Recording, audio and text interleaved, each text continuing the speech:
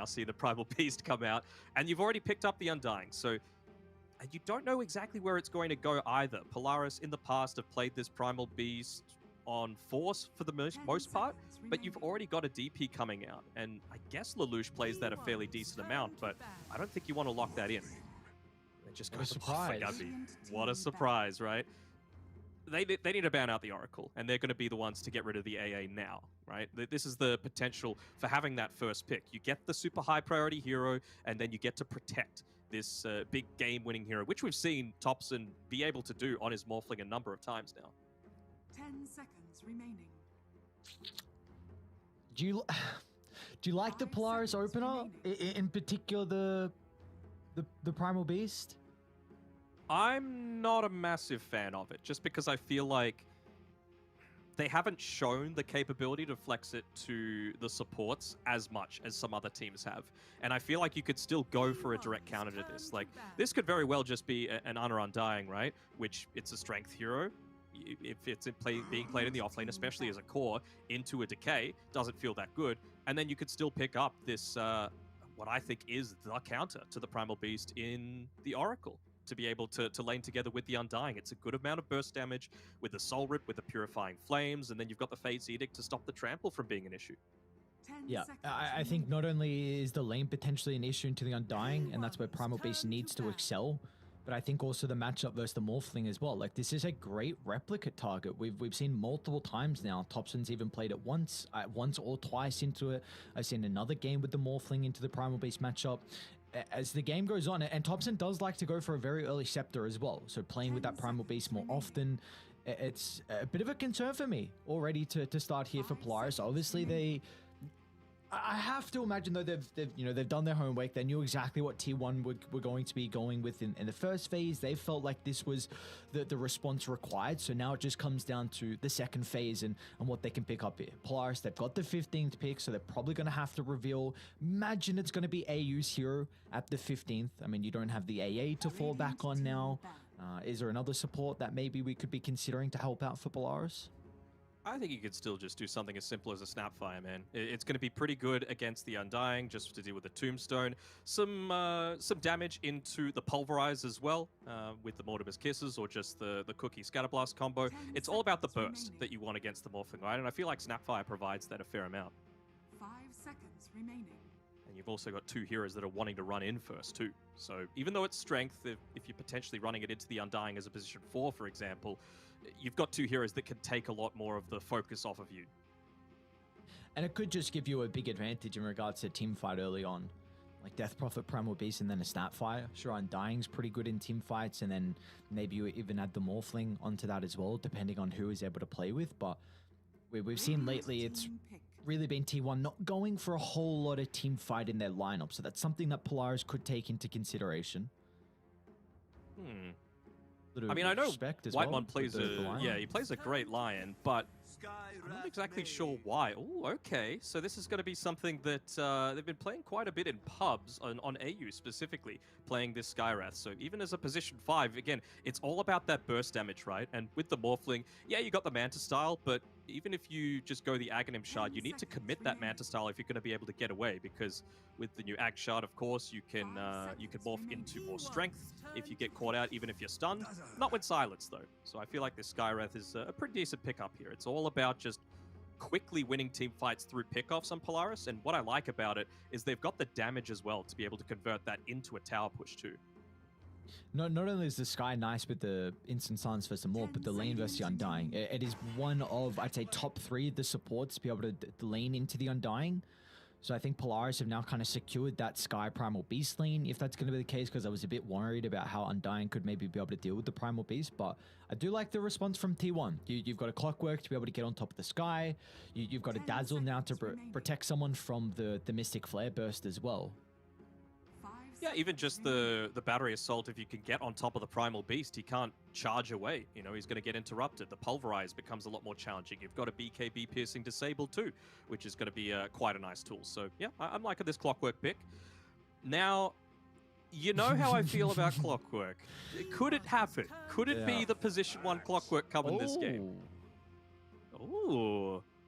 Okay, so how are they going to flex this around? I mean, it's been a long time since we've seen an Axe out of the Southeast Asian region. Oh my lord. All right, this is really interesting. They go for another hero that I think really suffers into the Undying in the lane. I guess, firstly, we should mention, like, what are T1 doing with their heroes? Undying, Dazzle, Clockwork's going to be a core. Who are we more I'm praying it's the with? Clockwork one. I'm praying. Okay. I really want it to be. But I feel like it's going to be fairly solid with the Undying, right? There's nothing really, in my eyes, to suggest that you don't want to do this. Of course, with the Skywrath, like you mentioned, it is really good into the lane just because you're constantly spamming out those decays. You can keep it ranged. You've got really fast attack speed, so you're not going to get caught up to. And then you could just spam out your own spells to be able to counter it. So I can see why they might want to go away from it, especially considering there is a much more kill threat coming through if it's a Clockwork position one. And Anna's been playing it in pubs, so could happen. These Polaris, they're under the assumption that they are still looking for their Cuckoo hero in the offlane. A little bit of Bahush is something that they're requiring with the Visage and the Nature's Prophet banned out. Is there something else you can feel like can play very similar to those two banned heroes? 10 seconds remaining. Just trying to think what they would actually want 5 to seconds remaining. run to accomplish that. I mean, we're assuming it's going to be Cuckoo's hero, right? He's not really a Lycan player. That's the thing. Like, that's basically the only other thing in the pool. Not the greatest Doom game. Not sure, actually. Maybe the Razor? Just get Link in onto people means that Axe, sure, you might still be able to do damage through the spin, but if you're committing super heavily into a team fight, then you could just look to link him up and deal a lot of damage straight back.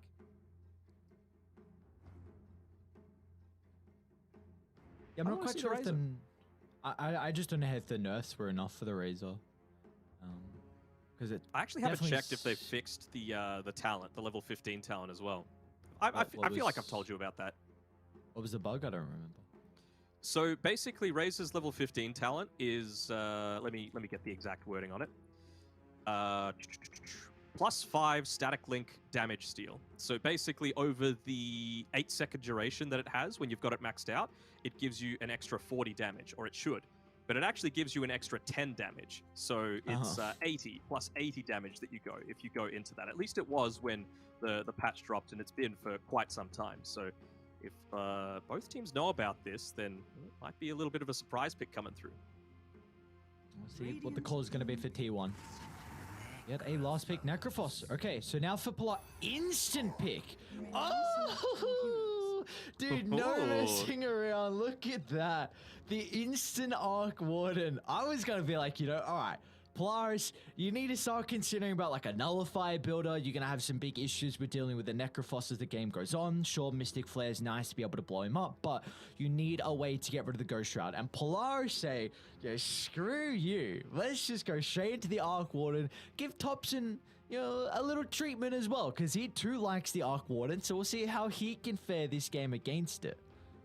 I mean, the thing is as well, do you even need to stop the Ghost Shroud? You've got a Skywrath Mage. You've got a ton of burst damage that's going to come through. And if you're getting the lockdown, like, ideal situation, right? Axe blinks in, calls the Necro. Even if Necro pops Ghost Shroud, you're going to die to the Skywrath Mage. And you might say, well, Dazzle's there to save. You've got an Axe. You've got an Axe to be able to just chop him down at the very end. So it doesn't really matter if Cuckoo gets that Ghost Shroud off or not. It's so funny, it just completely avoided the fact that Honor again is playing the Undying as well. Like, it's just, I can't remember the last time. I'm just disappointed, man. I want it to be the Clockwork. I really wanted it to happen.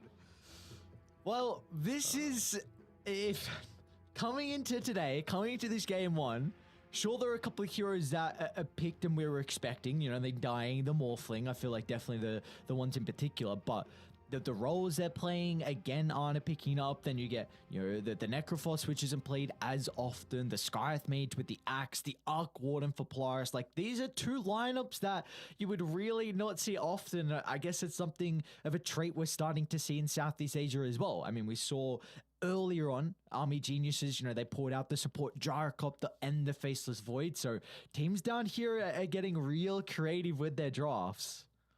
They are indeed, and we were talking about them a little bit before, but old mate Gary, the Boom CEO himself, put put a bit of a tweet out earlier today. He tagged Anna in it, and he said, "Hey Anna, I played 3 Dota games yesterday, and I see 3 undying carries. Please pick proper carries today. Thanks." Well, clearly Anna did not see that tweet, or he did, and he's just wanting to rub his face in it because we're getting another one, baby.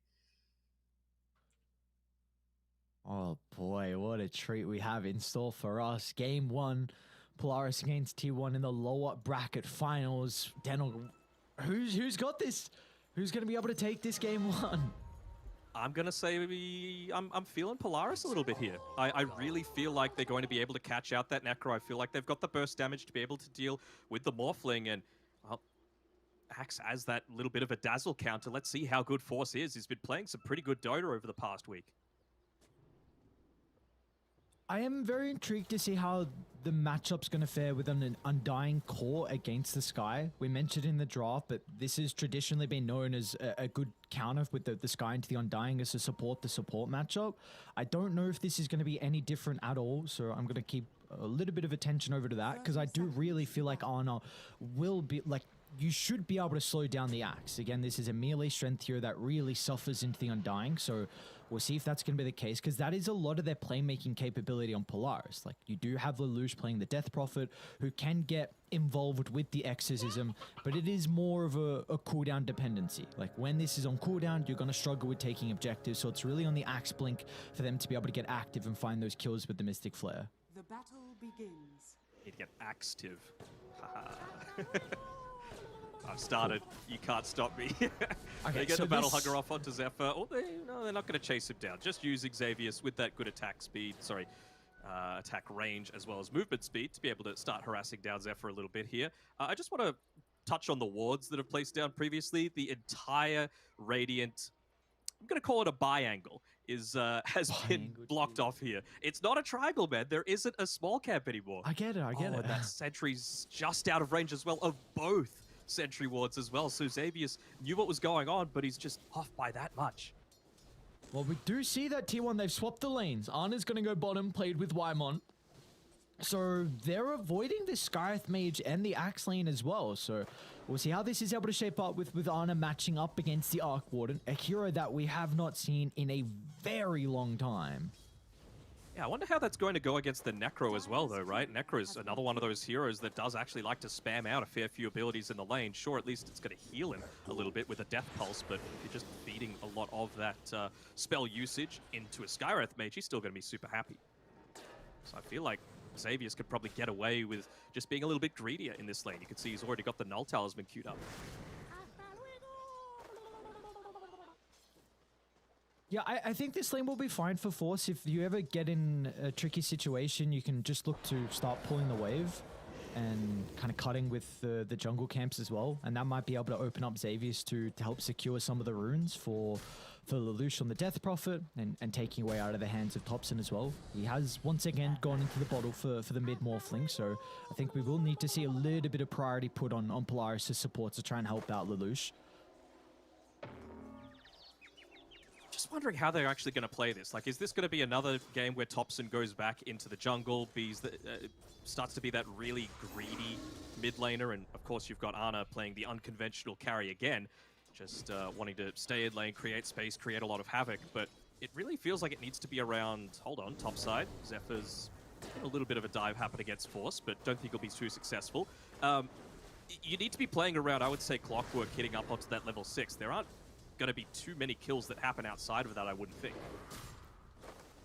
This is this thing where you're not playing one of these, Puck or Spirit heroes in the mid lane. You need to rely on someone else to do a lot of the initiating for you. And, well, Clock's one of the better ones, but you need to wait in order to make it happen.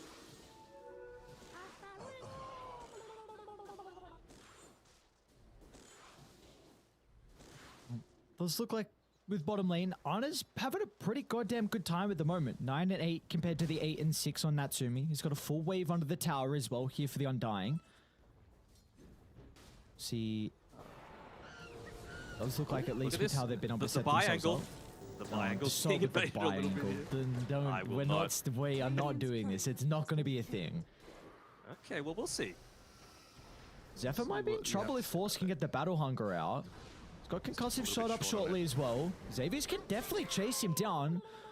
The Cogs will hold him back. They got the ward on the high ground as well, but he's not going to look to reveal that. So nicely done, Xavius. At least zoning the Clockwork away, doing as much damage as what Zephyr was pumping out.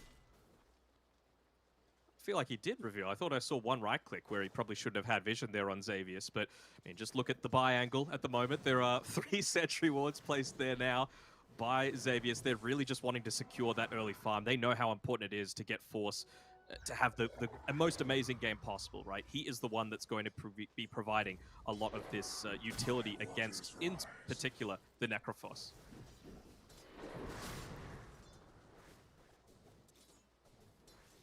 So finally getting some stacks going as well. Already a triple at the Ancients and a double at the Hard here for Polaris. So again, Force is very much struggling versus the Necro. This is kind of where I was expecting him maybe to be considering about starting to drag the wave and avoiding Cuckoo in the lane, because he's having a great time. I guess the mid matchup though for Lelouch, he's having a very good time versus Thompson. And keep in mind, this is a Mac Death Prophet. You're back with his old name. He was someone who would play the Death Prophet to an incredible level. Yeah, very, very confident, and well, the hero's just gotten stronger since then, so expecting big things out of him, but I mean, we've seen Thompson be able to do some amazing things as well. The individual plays, that great Sunstrike play yesterday, even though it wasn't enough to take down Talon, those moments of individual brilliance are why they've given so much emphasis towards getting him onto this team.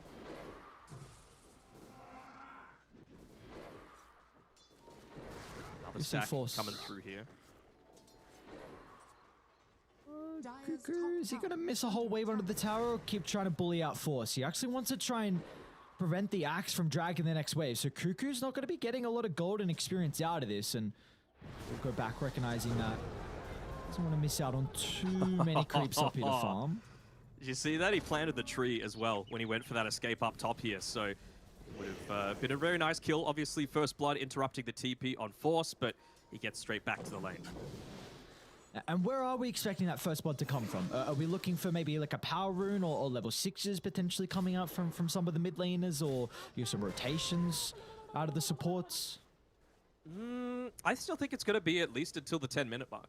You've got, like I was saying before, Zephyr, who needs to hit up onto that level 6 mark before you can make any aggression happen. That's the downside of playing with this Morphling, and it's not like having the Arc Warden either is going to make things super easy. Maybe Death Prophet with the early level 6 can look to force a little bit more pressure onto one of the side lanes, but that'd be the absolute earliest.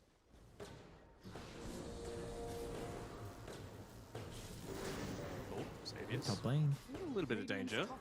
He'll back off though. I try and put some pressure on Force. In fact, he's going to turn around with a call. Not getting lucky out really of going the spins. For the kill there. Yeah. I mean, he just wanted to make sure he secured that range creep and didn't get them denied. Like I was saying before, it's all about just getting that early farm, that early experience, making sure the Axe is set up to have a great game, and that's why Zephyr's always positioning himself towards the buy angle. He always wants to make sure that he's in a position to be able to prevent that farm from happening. In top lane, here we go. Finally, they're going to look to rotate Lelouch. He's got the Exism ready to rock and roll for our first kill and our first ultimate of the game, as Cuckoo will be able to TP out before secures the kill onto Zephyr. And now they can put some pressure into the tier 1 tower top. They pop the tombstone to bottom, but they're not going to get too much value out of that one either. So, well, is this tower going to be fine? They're going for a little bit of a dive here onto Natsumi, and he's going to get out, realizing that there's no stuns to be able to stop him from making his great escape. So just even goes back to the tier 2 tower, not wanting to leave the lane entirely, just wanting to wait out the duration of that tombstone. And great first exorcism coming through. Mac, aka Lelouch v Britannia, coming through here and making his rotation up towards the top on his great Death Prophet. Yeah, I thought his rotations might be a little bit difficult this game on the Death Prophet, just because if he left mid, then it would free up the lane for Thompson to start right-clicking the tower. Yeah, a maxed out Agi Morphling with all the damage and attack speed, you can do a decent chunk of damage into the tier 1 tower. So I was a bit hesitant on how his rotations would shape up from Lelouch, but instantly TPing top, they get the kill, they convert on the tower, and Thompson was back in the jungle farming. So Polaris, no damage done into their own tier 1 tower mid. Yeah, I feel like maybe he wouldn't have committed quite as heavily if it wasn't for the First Blood. You know, obviously it's still worth it, but to get First Blood and a tower off the back of that. Oh no, no, they're stealing it. Oh, You can't let Thompson take it all. You got a couple of got creeps. the Vanguard finished up on Force, so that's a plus side. They TP behind Thompson. It's just the Primal Beast. Not too much pressure is going to be put onto the Morphling for the moment. Silence. They do get the silence out. The attribute shift's going to be there fast enough. Thompson can reposition with a waveform, but it's going to be on Cuckoo to turn it around in the team fight. The Scythe is there to secure with a kill onto AU, the first charge of the game. But now you don't have the ultimate to deal with the Death Prophet, but it does not matter as Thompson blows him up with the maxed out point in the waveform. This is a gigantic team fight for T1. They get 2 kills, and now they can go back and claim some of the stack as well. A great movement coming up from T1 early. It is indeed, and something that I didn't even notice is how low Natsumi has been on the net worth. He is a big chunk below any of these other core heroes right now. Just did this solo lane against Ana. You know you don't want to leave the Undying solo because this is Ana's style of hero, right? All you need is 2 items to truly come online, and that's going to be the case with the Echo Saber into the BKB. Ana's just going to start running it and let Thompson be the one to truly scale. They might be able to put some pressure on him now, though, with the TP in from Xavius. See what they can do with the Tempest double. I'm not sure. They potentially feel like if Ana gets out of position, they might be able to get the kill. Or unless they think that maybe T1 are going to get aggressive with their next movement down bot, and Xavius is just predicting this. They reblocked up the Ancient camp, by the way, so again, just a little bit more difficulty. I mean, on the plus side, the T1 tower top is gone, so Force has that ability to play around that area a little bit more safely. It's all on the back of Lelouch, of course. Let's see if he gets lucky this time around. All right, this is the first power rune that he was actually able to claim. Previously, Thompson just happened to guess the 50-50 correctly, and it resulted in, I believe, an arcane rune plus something else that I forget now, but you get the regen coming through from Lelouch, so might be looking to make a play around this next exorcism. He's got a point available if he wants to put it into the silence. Let's see if he's in a position to go onto the Morphling. Bottom lane, that's where the play is going to be coming out shortly. Zephyr's got level 6 smoked up, ready with the hook shot. Ana nearby as well. Only 1 point in the tombstone, but they are ready to fight on T1. They're going to go for Natsumi instead. A beautiful angle from Zephyr. Slides on forward, catching out Natsumi in the lane. And now they can look to put some damage into the Tier 1 tower. They've got the catapult. It is beating onto the jungle, so Whitemon's going to be up to the duty of trying to kill off the creeps to bring the catapult down to help out with the push.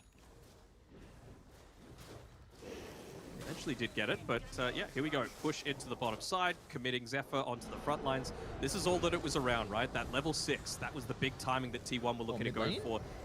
Morphling with the chain silence, it might be enough damage. Thompson just gets away. Strength tread saving lives. And meanwhile, top lane though, Cuckoo is in some trouble here as well. Force trying to close the distance to land the call, but Cuckoo gets a bunch of bonus health back. Without the T1 tower, no one can TP in to protect the Necro, so they're going to even bring another member on Polaris to try and surround the position 3 of T1. He'll make him work for it, but in the end, they will finally be able to secure the kill. A big one to slow down the Necro's game. But this is probably just as important, right? That mid T1 tower, it's being left relatively undefended. TP's coming in from various different angles on Polaris just to make sure that doesn't happen. Obviously, that first stack was stolen inside of the... just got to call it the buy angle again. But it's still important for Force to get back there and make sure that he's able to accelerate his farm because you're falling behind in all 3 lanes right now. Now, in regards to the position...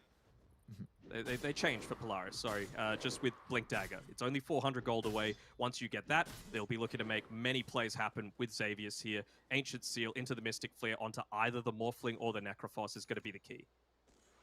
And that reveal needs to happen around the mid lane. You're looking for a pick-off into a Tier 1 tower. It can't just be a kill on a side lane where you don't get an objective out of it. And for Tier 1, they're looking for their own play. Zephyr and Whitemon.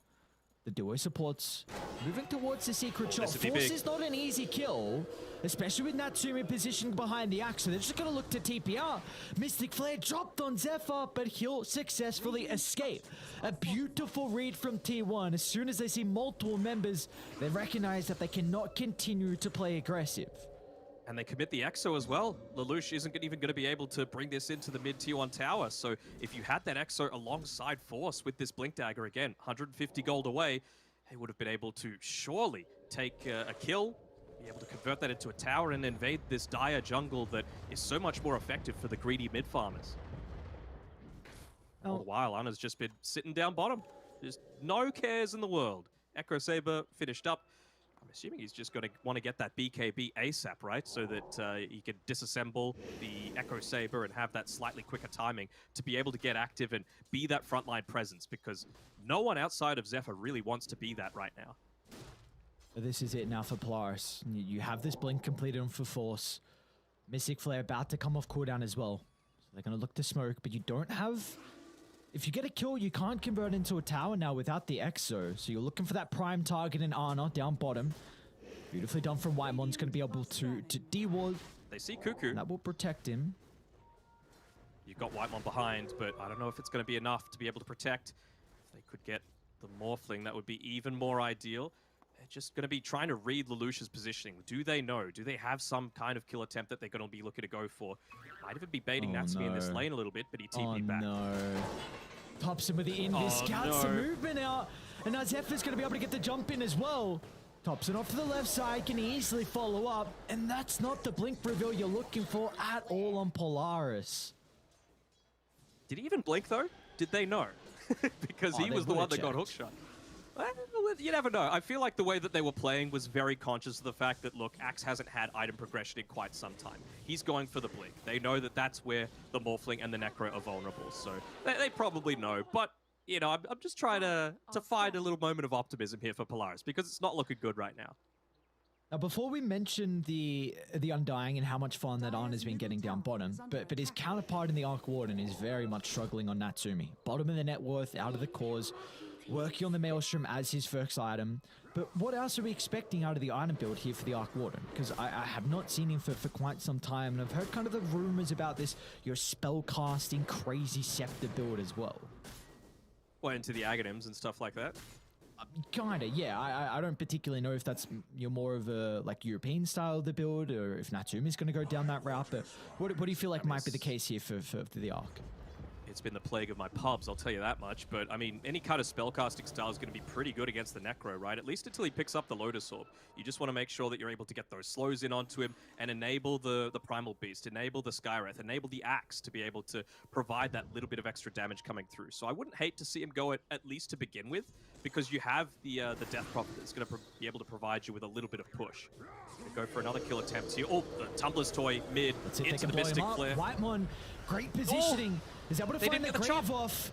And they don't have enough damage to chop him down, so Cuckoo's going to get some health back for the moment, but Lelouch, he's charging onto the tier 1 tower. The Scythe is not enough to secure the kill, but with Ana moving on over to join the team fight, it will slowly be able to bring down the Death Prophet. Polaris, they don't have the capability of joining the DP underneath the tier 1 tower, so once again, T1, they will waste another exorcism usage out of the Death Prophet and also the blink from Force. Alright, so now they've got the blink reveal coming through. Now they're 100% certain. It was a good attempt. It's exactly what they needed to do. I want to give big props to Whitemon as well, though. I'm not sure if we're going to be able to get a replay of that, but what I want you to focus on, if we can, is just how he's using the Shallow Grave, specifically how the heal amplification aspect is now a factor. You know? Might be going down on the bottom side. Probably will be.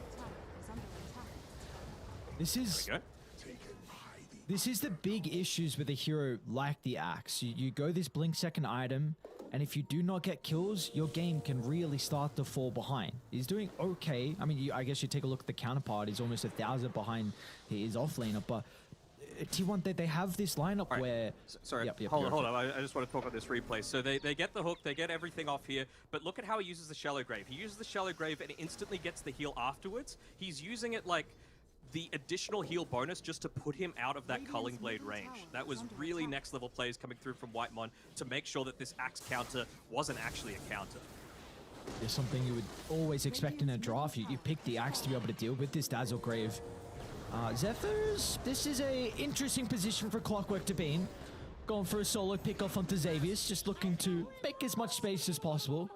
It's probably going to reveal that there's a ward nearby. Yeah, there you go. There's the D ward, but... They got the tower. They're going to be happy about that. And they're going into the Mantis tile first on Thompson as well. So previously we've seen him go into the SNY. This time around, very important, of course, for him to have that against the multiple silences that they've got on Polaris. So the item build, like the gameplay coming through from T1. They're just reading Polaris like a book right now. Yeah, if they don't convert on this next move from Polaris, this game is just going to get out of hand. Like, you do kind of have this late game potential of the Arc Warden. Sure, they might have some difficulties with being able to get on top of him and deal with the Arc, considering they were very instant on the last pick. They feel like it's an ideal game, but T1 with this 5,000 net worth lead, if they win another team fight, all of a sudden you're going to be considering about Roshan. Then you've got the Aegis advantage to start chasing down objectives, and yeah, this game one could be over very fast after that. So I feel like, unless you exactly know where Whitemond's positioned, it's going to get even harder, right? He's got now 2 points of the Shallow Grave, so even more heal amp per little bit missing. He's going into the 4-staff. I understand why, just to be... Caught out the clockwork, so a decent kill. Second cull of the game as well. Keep in mind, you get a little bit of armor off the back of that. They're going to try and TP down to deal with Thompson, but T1's read in regards to the core's positioning have been very solid through this game.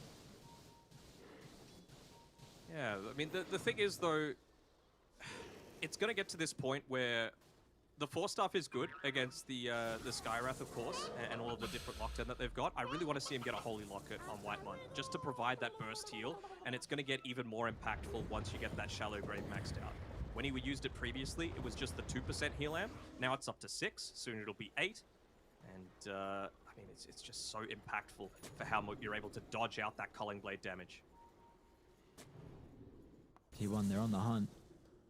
Smoked up as 3. Looking to try and get some control down by the triangle as well. A successful team fight will net them Roshan. Have this capability thanks to the Flesh Golem along with the Tombstone. So Polaris, they have to be perfect, and the DD is going to make that much easier. Smoke will pop though, so they see Thompson in the river. Almost feels like you have to go first on the Primal Beast to try and fight Whitemon just to start the fight. They're already moving to great force. What a jump! He gets the core, but the damage is just not there. Thompson's repositioned. The Morphling's going to be okay. They'll kill off 2 members on Polaris, and now they'll swarm towards the remaining members' location as AU stuck inside the pit. A scythe to bring him down, and it's all T1's ball game now. 3 kills into the Aegis advantage. This is looking really scary for Radiant. Is indeed. That double damage coming in clutch there for Thompson, being able to turn it around, but it's really the heals coming through. Look at this. They don't get Cuckoo. They don't get Whitemon. They don't even get Ana completely, where he's able to, you know, drop the Tombstone, get the Soul Rip heal off of the Flesh Golem, of course. He's just way too tanky right now. I feel like you need to wait around levels. You're still level 9 on the Skywrath Mage. Maybe you need to wait for that level 12, just for that additional 400 damage. You can't wait though. Like, this is a combo that's supposed to get kills. It's supposed to get pickoffs. That's where you get your levels from. Like, you're not going to be farming here from the Skywrath Mage, so it's... And imagine how long it's going to take for you to get those levels with the change in 7.32. Maybe you need to change your priorities then. You know, realize that you probably can't kill a core at this stage. You've got the magic resistance on Cuckoo from the Hood. You've got multiple forces up on the team. You've got Thompson with his Aegis on the Morphling, and Ana feels almost unkillable with how tanky he is on the Undying. So even a support could be value. It's not the greatest cooldowns to expend, the Blink Core plus the Mystic Flare. Radiant's bottom tower is under attack. Radiant structures are fortified. The Aegis should be able to give T1 a lot of map control. Thompson's going to take a T2 tower down bottom. T2 might be a little bit more difficult for them to take. They can definitely continue to posture aggressively, however, across the map, making sure they very much limit the farm that Polaris can get. Because now it feels like they're all in kind of the books of getting Natsumi farmed and potentially for this Arc Warden just to be a menace as the game gets later and later. He does have the Gleepney completed, so first real big item here for the carry on Polaris. I'd love to go for a little bit of a rat play. I mean, he's just got the Tempest Double popped up top, trying to force someone back, and they're going to see Cuckoo playing up here. They saw the Death Pulse, so they know exactly where he is. So I wonder if this gives them the emphasis to want to go for a kill onto Cuckoo while he's on his own. You've still got the Axe of the Skywrath Mage up there. They're just trying to bait him to go out of that smoke. But instead, it's the rotation actually coming up from Thompson and Ana. 2 XOG boys just walking in tandem. Holding hands, very romantic, but it's given them a lot of success so far, this pairing. They just seem to know what each other needs at certain points of the game. does seem like Polaris are kind of gearing themselves up for the eventual high ground defense. And the big reason why I say that is Lelouch, he's gone into this Crypt Swarm cooldown. I think we've both been really big fans of the other 15 talent with the Spirit Siphon damage and heal, considering how much it was truly buffed when it's maxed out. Yeah, I can see a reason behind going that. I mean, he's even holding on to the Eye of the Vizier, right? Just to have that little bit of extra cast range for the Crypt Swarm. I kind of want to see him go into a little bit more... well, you don't really need the cooldown reduction, but it's almost the stage where you want to go the Aghanim Scepter, just to be able to get that little bit of extra healing coming off every single time that you're spamming that Crypt Swarm. Final Zephyr. Disappointed, honestly. So I expected better. I mean, they've spent a lot of time up top for basically zero gain, though, on the Axe and the Skywrath Mage. We were talking about how they need to be roaming around and making kills. Well, it hasn't really been happening for the past 5 or so minutes. Atumi is at least staying out of the map and getting his farm. Blink Dagger is going to be his next item. You kind of have to... I gotta send ship blocking on. Yeah, easy gold. How much is it up to now? Is it still the same? Yeah, 240 at level 2. They're just on cutting shenanigans. Look at AU. Just recognizing this is... it's... the fact that they're in this position 24 minutes in, where you have your position 5 just behind a T2 tower cutting waves, just shows how disastrous of an early start this was for Polaris. And Topson knows no fear. This is up the high ground, just waveforming aggressively. Crypt Swarm, they're going to put themselves up there to try and keep this one pushed out. Of course, Arc Warden, one of the best high ground defenders in the game. Not sure what this Blink Dagger is going to accomplish, though. Nice use of the core. They're going to be able to blow him up. The Cull is there.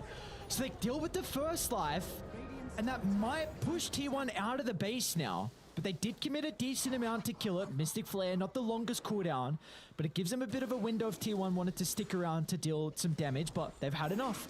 And that was a really nice play from Polaris.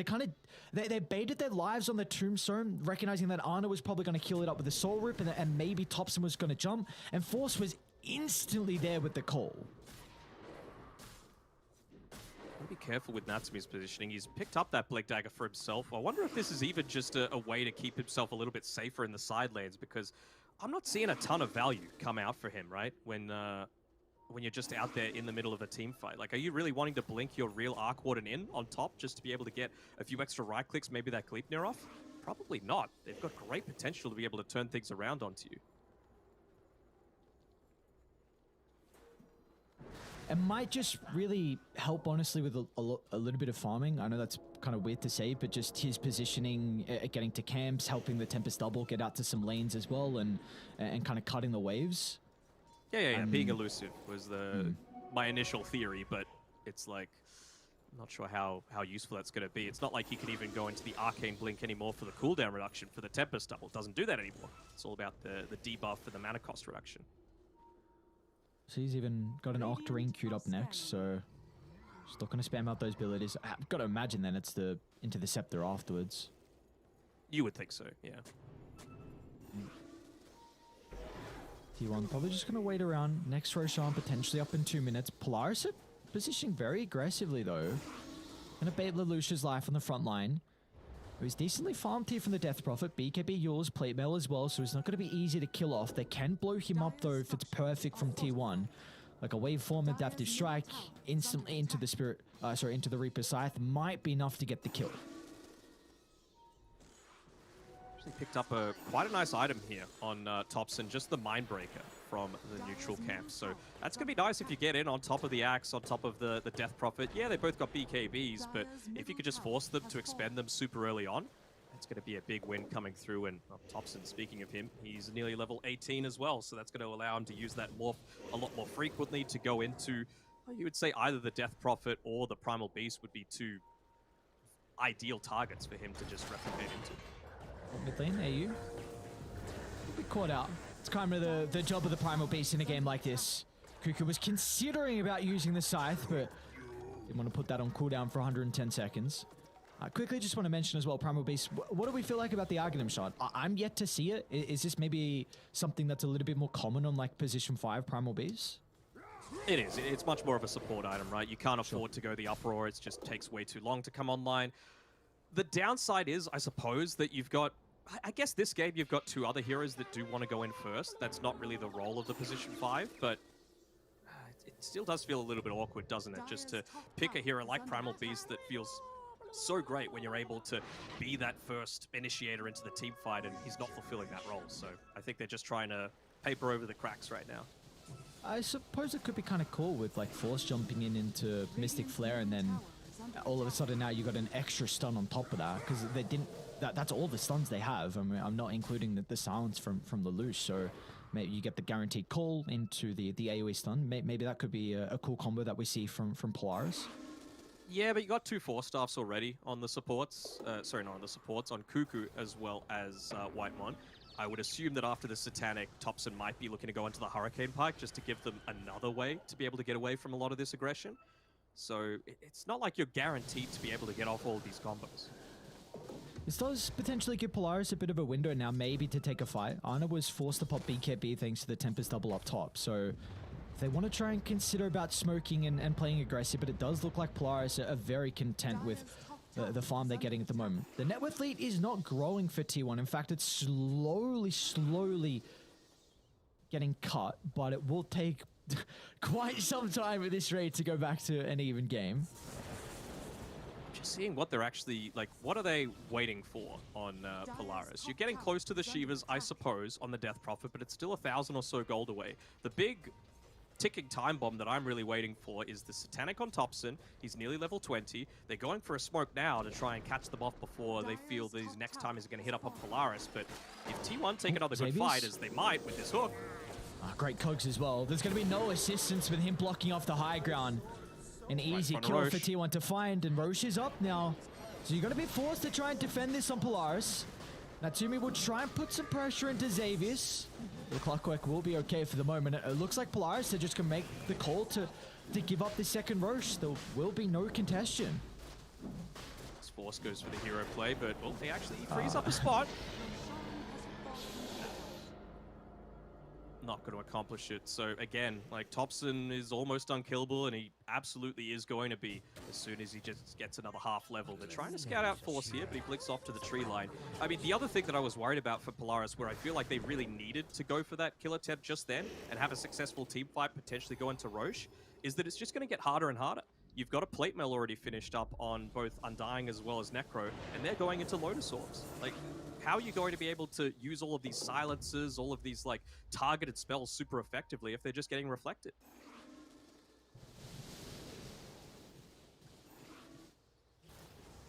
Maybe though the heroes that they have to look to jump at the start, but I guess how are you gonna catch them out? Yeah, there's one too many, and I feel like Topson with the ages, he's got Satanic, Paladin Sword. He's just going to put himself so far on the front line where it's very difficult to kill those heroes that you need to get at the start on Polaris. Pretty much has to be Whitemon. You know, hasn't died a single time. That just goes to show how great he is with his positioning, never putting himself in this vulnerable situation. Again, it's not like the Necro or even the Morphling, well, maybe now, really wants to put themselves super far on the front lines. So for him to be able to still have those heroes that want to play a little bit more backline and play behind them safely while still getting off some great graves, some great saves as well with a Force Staff, it really just goes to show what a great player he is. I do have to give a lot of praises to Natsumi in how he's playing this game. He took the T2 tower top, he just forced the glyph down bottom as well, and almost was able to take a second T2 tower. So they're doing everything they need to do to try and find a slight advantage in this game, but it's going to be up to T1 making mistakes, and we're not seeing it from them so far. Even AU just trying to get a little bit more push happening on the bottom side, keeping them away. Oh, that's me. Just giving a little bit more gold over, and now you got that level 20 on Topson as well. So waveform attacking targets with a Satanic is just a surefire way to get back up to 100% HP. Add that on top of the Aegis, and I mean, how close are we to these Lotuses? I feel like that's the only thing that we're waiting Force for. Gets a jump. It's on to Arnold. Right. Think the burst going to be enough? All right. Okay. Very, very big pickoff. That's thanks to the ward on the cliff.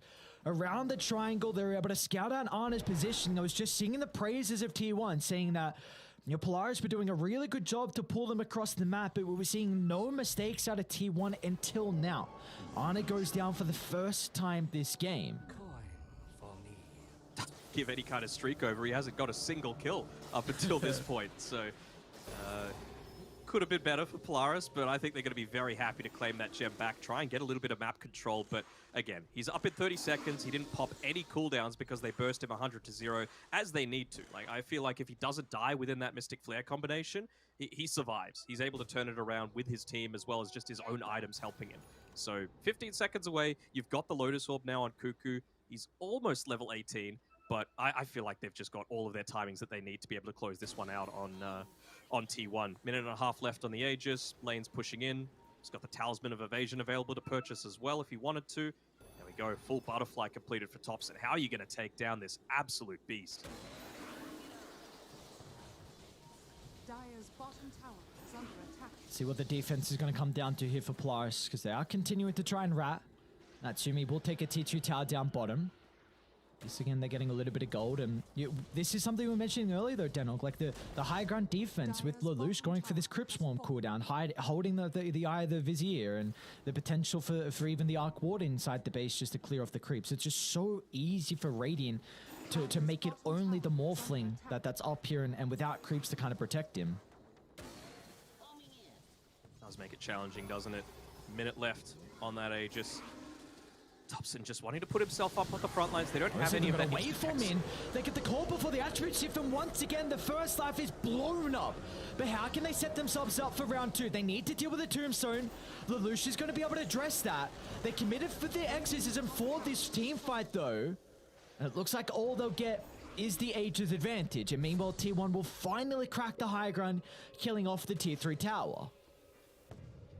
Sound like a broken record, but could be worse. They could be losing racks off the back of this. They were going up into an Aegis and all of the timings being hit on T1, but they've just hit another one, and that's just as simple as Exo not being available. They go for the fake back. They want to get right back into them. Cuckoo might reveal himself on the lane a little bit. Let's see how active they were out on the map. Now that's the level 3 Reaper Scythe. They're going for the full wraparound. They want to try and catch someone out on their own. Cuckoo would be a very good one.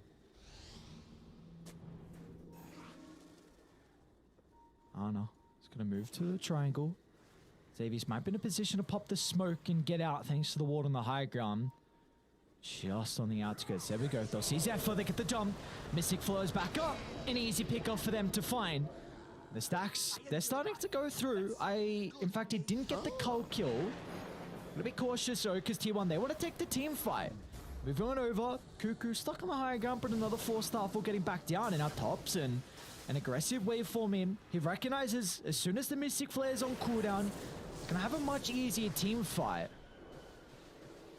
I really thought that Culling Blade killed. Did you? I mean, I know it's on cooldown, but as well.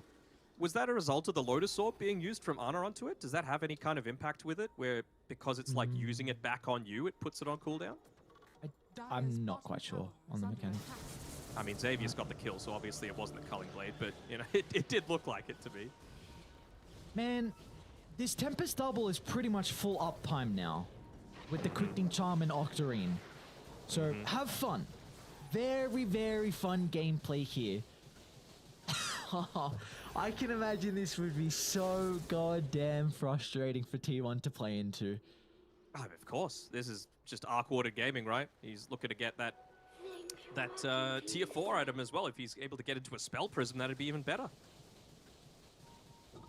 Oh, does Daddy Gaben give him the RNG? Depends. Have they bought the PA Persona? Xavius? If they bought it, then nice maybe. pick off. Be able to kill off the Sky. So as soon as they see the Sky Mage caught out, forced to use the Tombstone just to give them some vision. But as soon as they see that Tier 1 members surround the Sky, instantly you see the other lanes getting shoved out. Natsumi to the top with the Tempest double. AU's going to be playing behind him as well. That'll give time for Force to be able to farm up the triangle.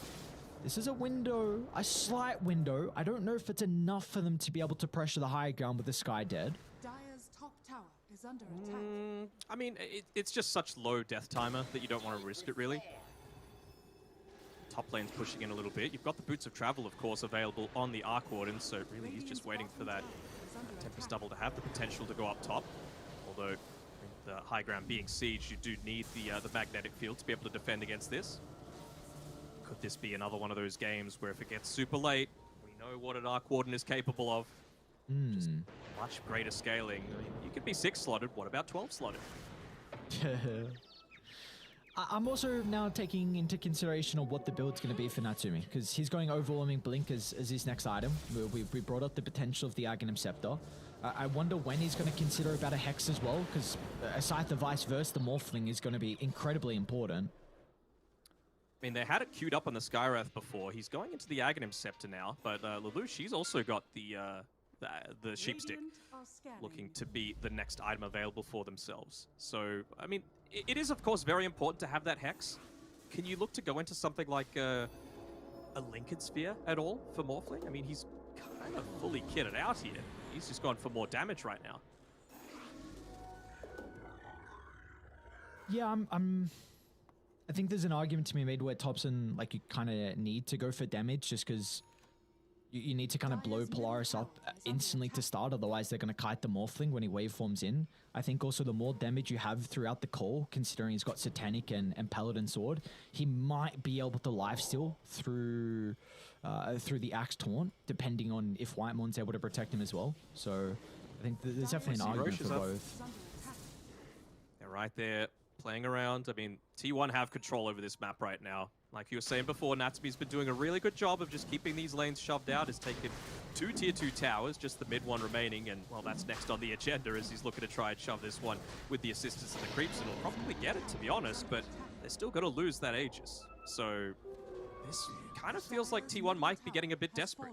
Do they just extend a little bit too far for this next high ground siege? Seems like Thompson, under the cover of the haste and the invis, wants to try and catch someone out. That'd be a nice kill onto Xavius. The forces nearby to be able to jump.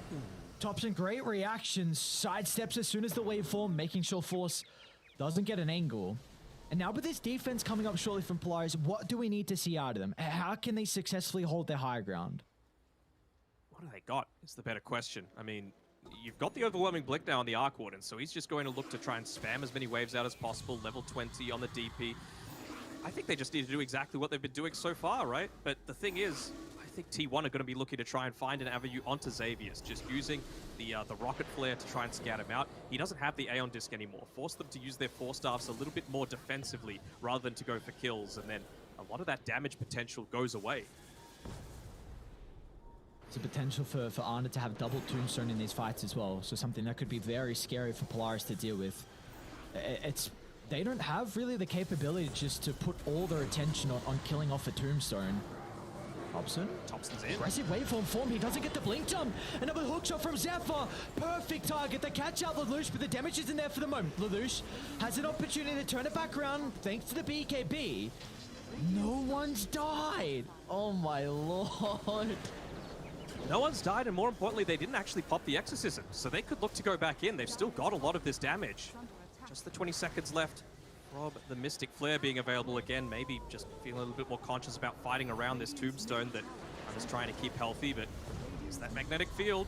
They look to get this kill. The follow-up's going to be there. Thompson, Force Staff in, waveform as well. Thompson knows no fear, but the hook shot! Zephyr!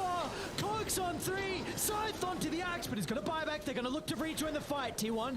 They have to respect the base defense out of Polaris. And look at them not overcommitting. The discipline onto T1. They will not continue with a dive. They're going to back up as soon as they see the buyback out of Force and go for the objectives.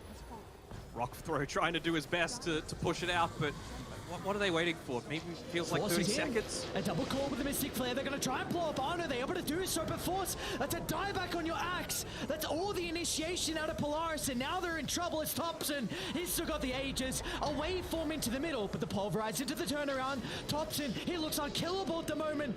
Another Grave into the healer. They might be able to deal with the first side, but look at the Satanic lifesteal.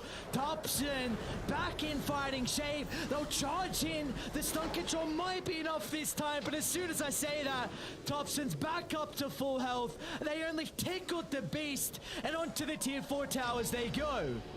That was without even the active on the Satanic as well. He was just right-clicking. That's how strong he is, along with that Paladin Sword. Might still end up dropping. You've got 2 minutes left on the Aegis, so you don't want to expend it, and yep, there we go. Pops the Satanic, full HP again. once more, if you don't have the axe, you don't have the damage. As Ana, he's putting himself out there. More back. BKB. He can't die. He's got this BKB up. I wonder if they got the ages for another minute 30, so plenty of time still to stick in the base, and Tubson's going to make another call to try and beat onto the tier 4 tower. So no, with Force on, without the hands of the axe, it's very difficult for Polaris to get that initiation. They can't even kill him, man. They can't even kill him. Mystic Flare, look at the voice line out of Tubson as well. Very cute indeed. Polaris just butting their heads against the wall time and time again.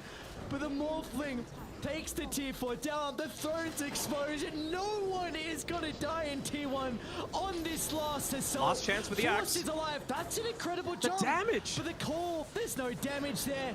Tier 1 sustained is too much for Polaris to handle. What a well-executed game 1 coming out from Dire. The throne will pop shortly. Let's see, it's going to be an incredible jump to stall this one out. It has to be perfect, and it's only onto the Morphling. They haven't even killed off the first life. He's still not dead. Times I've said that through this team fight. Oh my lord. Finally. How can they set up for round 2? Incense Silence into the Pulverize. They might have the damage. No way. They finally get him. And AU's going to try and charge onto Ana as well, who's locked inside the base. That's a dieback, I believe, on Ana. And now Kuku as well is stuck in no man's land. So Polaris, they will live to see another day. I mean, can they just run it down? I don't think all the way down mid? I mean, you got to try. I don't think you could look to withstand once more. All that T1 are going to do is play around their map, get the next stages, and run their faces at that Roshan. Sorry, not Roshan, at the throne. They're just looking to shove as many lanes out as possible. They hold. They hold for now. Yeah, look at the lines. Actually, they drew it down. I thought the Exo was actually still on cooldown. And in fact, Lelouch has this up, so yeah, maybe you're right, Denok. That could be the play. I think potentially is the only play. They didn't glyph any of their creeps, so they've still got the defensive glyph available for themselves on T1 to be able to hold this off. Of course, you don't want to have Topson have to commit with that buyback for himself. You even just doing the small things like taking back the outpost, but you got to get rid with the rest of the boys to try and shove this one in. Dire will have 2 glyphs at least. Okay. Axe as well for Xavius. They didn't bubble the catapult. You know what? It's fine. Okay. Mistakes happen. But they're probably not even going to get a tier 3 out of this. And there's a DD bottom, which Polaris have information about. So maybe this is a little bit of a fake back of their own that they're going to be going for. So this is something that could potentially catch T1 off guard. You have the Linkins now. Oh, a couple Dagons as well from Natsumi. And a Blade Mail too. They definitely have the capability to blow up the Morphling before they're caught out. They need to play with Reserve Ward by the top jungle. There is an opportunity now for Polaris, but you need to get the jump onto Topson. And they've got well on Natsumi, so with all that amped up damage, everyone could just explode with this Dagon. Level 4, not quite maxed out yet, but it does feel like the time for the all-in play. They're clumping together. They're making sure that people aren't going to get picked off on their own. Topson gets up to the level 25, so just even more of those waveform charges to be able to play around with the juking potential, holding on to a really defensive item with this Trickster's Cloak. And this is AU's ward as well. They saw exactly where he was. They're all together. They're going to counter smoke. Zephyr on the Vanguard. Ooh, Xavius on the front as well. Force in a position where he can counter-initiate. They're going to get the vision thanks to the Rocket Flare. Force is a big target if they can jump in first to stop the blink. But he's out to the left side and now Zephyr's on the prowl. Moving forward with the jetpack. Natsumi's going to be in with the Dagon though. Forcing out an early use of the Aeon Disc and it will push tier 1 back now. Someone has to address this top push, however. Lelouch doesn't quite have the boots of travel, so he's going to need to just quickly do that and immediately look to join back with the rest of the team. Roshan, potential for respawning in 5 seconds. That'll have all 4 of those items coming through. And I mean, would that be a big benefit for Polaris? I'm still of the mindset that this Exorcism, if you could get the Aghanim Scepter onto Lelouch, is going to be enormous. All the time that you're spamming out these spells is really effective. Does he actually have the Boots of Travel coming out to him now? No, it's a Blink Dagger instead. Okay. Who do you feel like he's trying to jump at the start of the fight here for the Death Prophet? Gotta be Dazzle for mine. Like, you've got Blink Dagger and Force Staff now on Whitemon. You just want to try and get it on top of him, get that silence through, and force a Lotus Orb to go on a not as ideal target, I suppose. Even Zephyr's holding on to the Witchbane as well, so multiple ways to be able to protect against that silence coming through. I guess even the Blink gives you a secondary option to even jump Thompson, because before it's solely been the Axe, and whenever if they get the Rocket Flare on Force or even the hook shot onto Force, then all of a sudden he can't be the one initiating. But now you can potentially jump in and find that start, because you were mentioning the Linken's Pride for Thompson as a potential. He still doesn't have this just yet, so putting a lot of emphasis on the supports being there to keep him alive in the reactions. Radiant are scanning. Look at this. Never say They're die. going to see him under the ward shortly. If he goes for this next wave, they might be able to catch him out. They should It's a see big the TP opportunity coming here for in, though. Polaris. That was the real Natsumi as well. They see him again. He's on the ward. Force gets a jump. The missing flare up with the burst potential, the chain control. It needs to be perfect. And they cull him down throughout the Great Thompson. Out to the left. Back in with the BKB. And the Morphling's okay. Now Polaris. How can they continue to take the team fight? They don't have the damage to deal with the Morphling. Now that he's back up to full health, Thompson can stand his ground.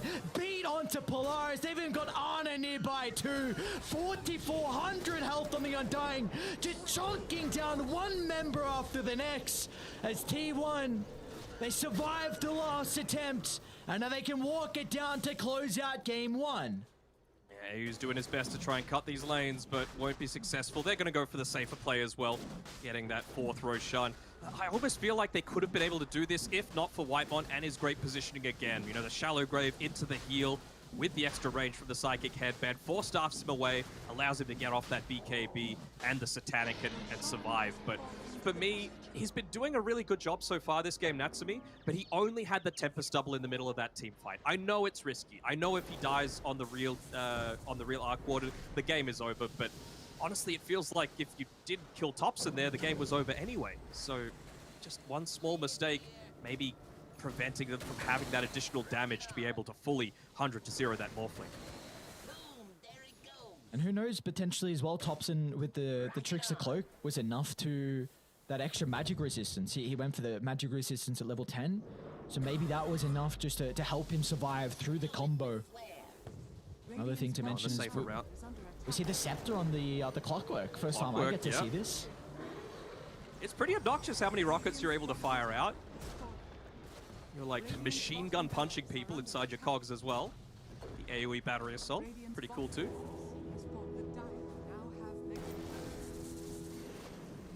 I don't know, man. We've seen some crazy things with Arc Wardens, but this would be a little bit too much, I think. Yeah. 9% chance.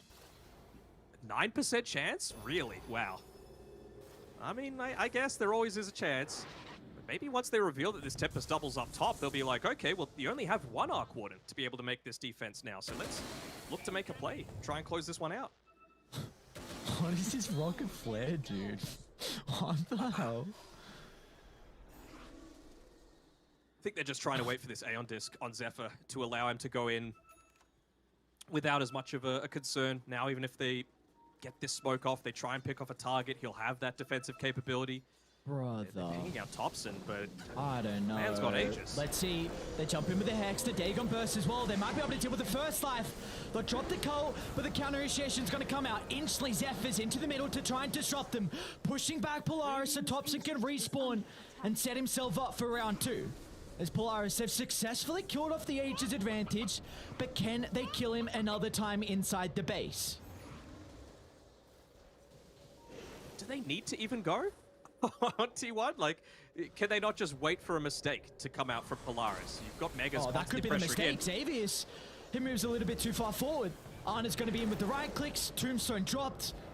And now with the throne exposed, T1, they could just make the call to deal with the buildings instead of the heroes. Ana, well, he wants more blood. He wants to stack up the decay. Protected with the BKB and the Lotus Orb for the moment. It's going to be cautious how low he falls, but the cheese giving the bonus health back for the moment, so Ana's going to be okay. Throne's exposed. They'll successfully retreat inside the base, but the throne's falling fast.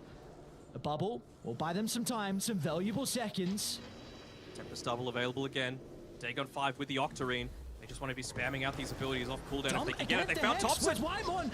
Beautiful force stuff once again out to the right side. Thompson's going to be all right. They've been able to reposition. They need to keep their eyes towards the throat because it's falling low with the creeps. It's exposed. Thompson, he can just waveform in. A bubble once again along with the glyph. They'll kill off Zephyr, but they need more heroes down in the grave. Force is going to try and find an angle to the middle along with AU, but no way to protect the throne. Thompson, he'll waveform in, killing off Natsumi, who's got a buyback. But there's way too many creeps inside the base.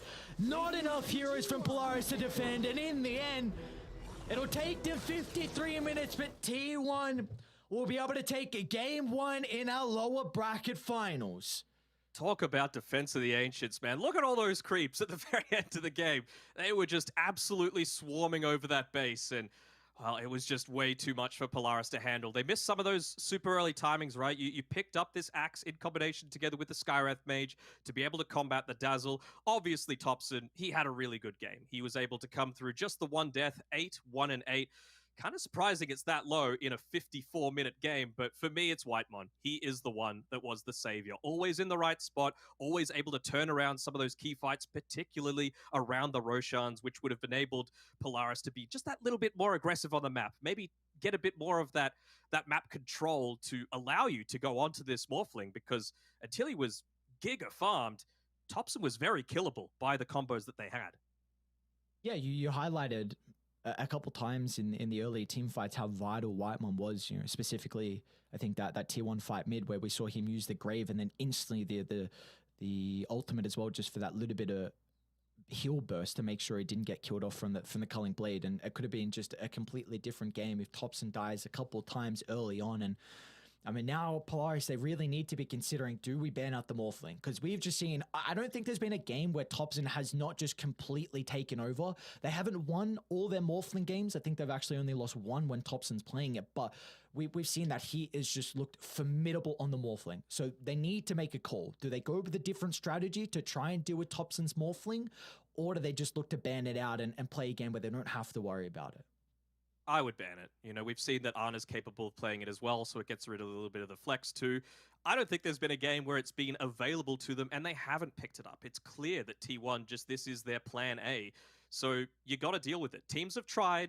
You're in an elimination game now on Polaris. You can't keep letting this through, because if you lose to it again, that's going to be the thing nagging in the back of your mind, just saying, man, why didn't we just ban it? You know, see if you could beat their plan B. But for right now, plan A just seems to be a little bit too strong, with T1 able to take game number 1.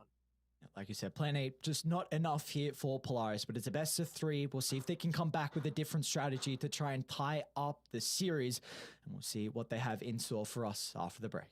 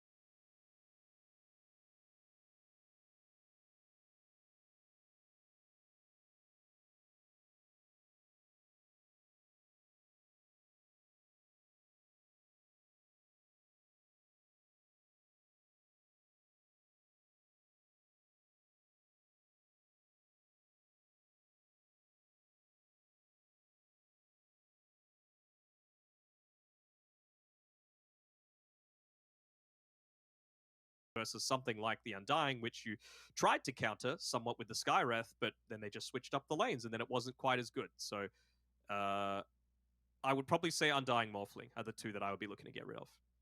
Okay, interesting. I'm going to take a different approach where I kind of mentioned a little bit in the game 1 draft, where I think Polaris really need to consider, if they let the Undying through and the Morphling through, I think you really need to consider about Ancient Apparition in the 6th, 7th pick. It's a hero that is getting picked a little bit more often. It will be able to... Okay, so if T1 go first pick Undying, you go AA +1, you can even really consider AA plus Faceless Void. I wouldn't hate that, or at least AA plus another way to set up for Ice Blast. And then if Thompson picks the Morphling into that, you say, all right, if you win the game when we have an Ancient Apparition, probably one of the biggest counters, props to you, man. You deserve to be in the grand finals. You need a better counter. I get what you're saying, but T1 are smart enough that they're not going to pick a bunch of these sustain heroes into an AA, right? Like, we saw Thompson pop up on his Queen of Pain when they went down a similar sort of route, where they were just like, all right, well, let's pick something that's going to be good against the Morphling. And then he just switched it up entirely and went for a much more conventional-looking draft. I feel like T1 are at their strongest when they go these unique styles, these unconventional stuff that you're not used to playing against. I was talking before the entire series that... I'm sure T1 have been avoiding a lot of these scrims because it's the power of the unknown that makes them so formidable. If you make them play normal Dota, at least you're familiar with it. I think there's also something we can look at is potentially if T1 go the Undying, and if the Marcy and Enigma aren't banned out, then we could see them go down that route if you are Polaris. Because they play incredible Marcy over on the position 4, and also Force has a formidable Enigma as well. I was a little bit surprised they banned it out, obviously worried in general that Cuckoo can play it at a high level as well. So you could honestly just leave a lot in the pool and just hope that you get something, and more than likely that's going to be the case. And well, we do have our second draft underway, so a lot of what we are theory crafting will eventually be shown on the table. Yes, and there you go. It's gone. There we go. All right, so I had two strats. Morph Undying goes away, or you get rid of Morphling plus some other hero that's very T1 specific that doesn't overlap with your hero pool. I'm still fine with this Enigma. If they Undying, now you're able to pick up the Marcy +1, so it's not quite so bad. Maybe you go, I don't know, Viper Marcy for example. Yep. Marcy DP, Viper Marcy. Yeah, something along those lines, right, where it's still really strong. They Undying. Let's see what Polaris have to counter this. They have to know it's coming, so I would be very shocked if this isn't like an instant 1-2 punch. Radiant team pick. T1's turn to pick. There's the Marcy. I wonder, T1 have often liked to pick up when Thompson's hero isn't first phase in the Morphling. They have been going for Arnis hero pretty often with like the Lone Druid, but it will get rid of a lot of flexibility with the Undying, so maybe that's something that they won't consider. I actually want to look back when they picked the Lone Druid. It was Enigma Treant first phase, and they picked Marcy Lone Druid against Talon as well. Didn't win. No, it did not. So what are you going to go against this Lina now? You have multiple options, right? Something that dives onto Lina and bursts her down really quickly, like a Spirit hero that's able to do okay in the lane. Or you could go down the route of potentially a Death Prophet, just something that's able to go in pretty early on, do a lot of that damage. You've got some healing that's going to be coming through from the Undying. It does okay against the Lina. Beastmaster instead. I don't hate this either. Gives them a lot of that push. It might now be flexed to be in an Undying position 5 instead. That's, just able to group up a lot more around the healing components as opposed to the pure right-click damage coming through from the decay. Yeah, because we have seen that a lot from T1 in their lineups where they still do not draft a lot of team fight, and we had the opportunity to cast that T1 Talon game where I was just mentioning the Druid. They went Marcy Druid, Dazzle, Invoker, Venno. Like that's a lineup that doesn't particularly want to go later on. So, and also a lineup that didn't have a lot of team fight. So this could be very similar in this second game. I'm so sad, actually. We don't get to see the Thompson 5 Wraithband sniper in the mid lane against the Lina.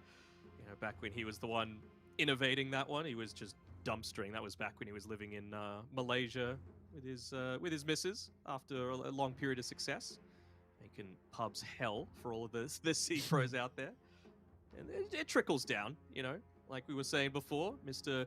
Boom CEO Gary, he didn't get his wish last game of a normal-ish looking carry. Let's see if he will this time around.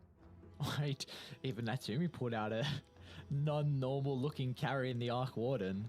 So it's traditional-ish, you know? Sure, Like, yeah, you are right, definitely. Meta, yeah. That is a good point. Definitely, it's out of the meta, but it is more your traditional carry. But yeah, still, I'm really hoping we don't get an Arc Ward in this game, to be honest. You know, there's a couple of heroes that are fun to watch and fun to cast, and there's a couple of heroes that are not fun to watch and not fun to cast, and potentially Arc Warden can top the list of the latter. POLARIS have a lot in mind of what's going to be good against this Lina. Of course, the Puck is another one of those. I still think they can go down the Death Prophet route, to be honest, on T1. You just get a few more points into the Crypt Swarm as opposed to the Spirit Scythe, and you're never going to be getting close enough to the Lina to be able to trade effectively, at least in terms of that Siphon. And you can rally around the Beastmaster. You don't need to be that hero that runs in first, you know, and you've got the save through from the Undying. So I would really like the DP here. For POLARIS, where they're probably going to look to follow up on this, is they need something that's going to be able to deal with this Beastmaster relatively well in lane. So it's a good ban of the Phantom Assassin, one of the better heroes at doing that. Ooh. Wyvern's pretty decent as well. I really don't hate this. You've been asking for the Wyvern a lot, and finally we get to see it in our second last series here. Ooh. We also get a little bit of Season 2 of Dota Dragon's Blood coming through here with these three heroes on POLARIS. The power of anime. Maybe Spoilers. they're thinking that's going to be able to help them out. I mean, it's not really a spoiler. We're a season old, bro. I haven't watched Season 2 yet. Spoilers. You haven't watched Season 1 yet, don't you? Lie. True fan. Expose him. But with this Wyvern, what do they want to pick up? I mean, we're not going to get the PA like we were saying before. Viper's gone. Can you just like bristle into this? I feel like even though it's against an Undying, it'd be pretty decent. Maybe not now so Probably much. Snap. Obviously. Yeah. Snap No, ball. I'm talking about the. Sorry, I'm talking about for POLARIS. The position one is what I'm literally looking at. Yeah, the snap makes a lot of sense, right? You're always going to be far away. Marcy probably isn't going to be able to get that easy jump onto you. You could get kills with the Roar plus kisses. You could get the Faceless Void Chrono plus kisses. So yeah, I would like it. I think Hoodwink's another route they can go down for T1. Oh, even the Dark Willow as well. I do think this Void's a little bit interesting though, because they have picked it into a counter matchup in the Winter Wyvern. The Curse is a very good answer inside the Chrono, and they don't have a lot of damage on the outskirts as well. There is some synergy with the Beastmaster bonus attack speed in the inner beast, so potentially Arna late game won't need damage in Chrono if he can do it all himself, but I guess then you can just cold embrace him. Now you've got an even better response as well in the Naga Siren. This is a incredible pick coming out from POLARIS. Not only do you have ways to be able to set up for your team fight if you use the song aggressively, you can just move in, set up for the Curse or the LSA, but you can send the illusions to deal with the Tombstone. You've got a lot of physical damage to deal with the summons in the lane from the Beastmaster, and Natsumi plays a pretty goddamn good Naga as well. I feel like you're just going to go the Wild Axes build in the lane, though. Naga's got an incredible amount of armor in the laning stage, so I feel like you're going to need that. It's going to clear the illusions a lot more easily as well. So I'd have to say that that's how Cuckoo's going to be looking to play this. But yeah, the big thing that you were talking about with the Chronosphere, all POLARIS need to be mindful of, essentially, is don't have Wyvern and Naga both get caught inside the same Chronosphere. If Wyvern gets caught, you can Song. If Naga gets caught, you can Curse or you can Cold Embrace, right? So they have options to be able to play around this. And I mean, even going down to the extent of if Lina doesn't get caught, then you can actually look to pump damage into the Faceless Void while he's inside the Chronosphere because your attack range is just so ridiculous. 10 seconds remaining. Zeus might be a potential ban here for POLARIS, and Lesh is, I think, something else you're considering as well, because whatever the pick is going to be for Thompson, it needs to be an answer to the Naga illusions, because you do not have that at the moment, and it would also be nice to have some damage inside the Chrono as well. So is there anything else you can maybe think of but those two heroes? They can still DP, man. Crypt Swarm does enough against the Naga Siren, I think. DP into Lina, I think, is not the greatest matchup. It's I fine. think the lane It's is fine. There's no Okay. good matchups against Lina. It's fine, you know? deep. Yeah, okay. I think you, as long as you can get an armor item, then you should be okay. But like if Lina goes Zeus like the right click build, then you might have some difficulties.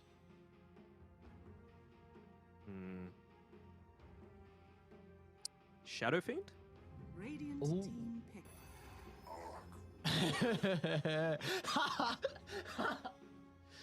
Two games in a row. What have you done to me? All right, well, what can they go against this? What are they lacking on Polaris right now? They've got decent tower damage. They've got pretty good lockdown. They don't have a frontliner. That is the big thing that they're lacking. And I think they just need someone to connect in onto this. Do you Pango? I feel like this is a Pango game. I mean, you're into the Raw and the Chrono. Yeah. I know, but you're going to need to deal with...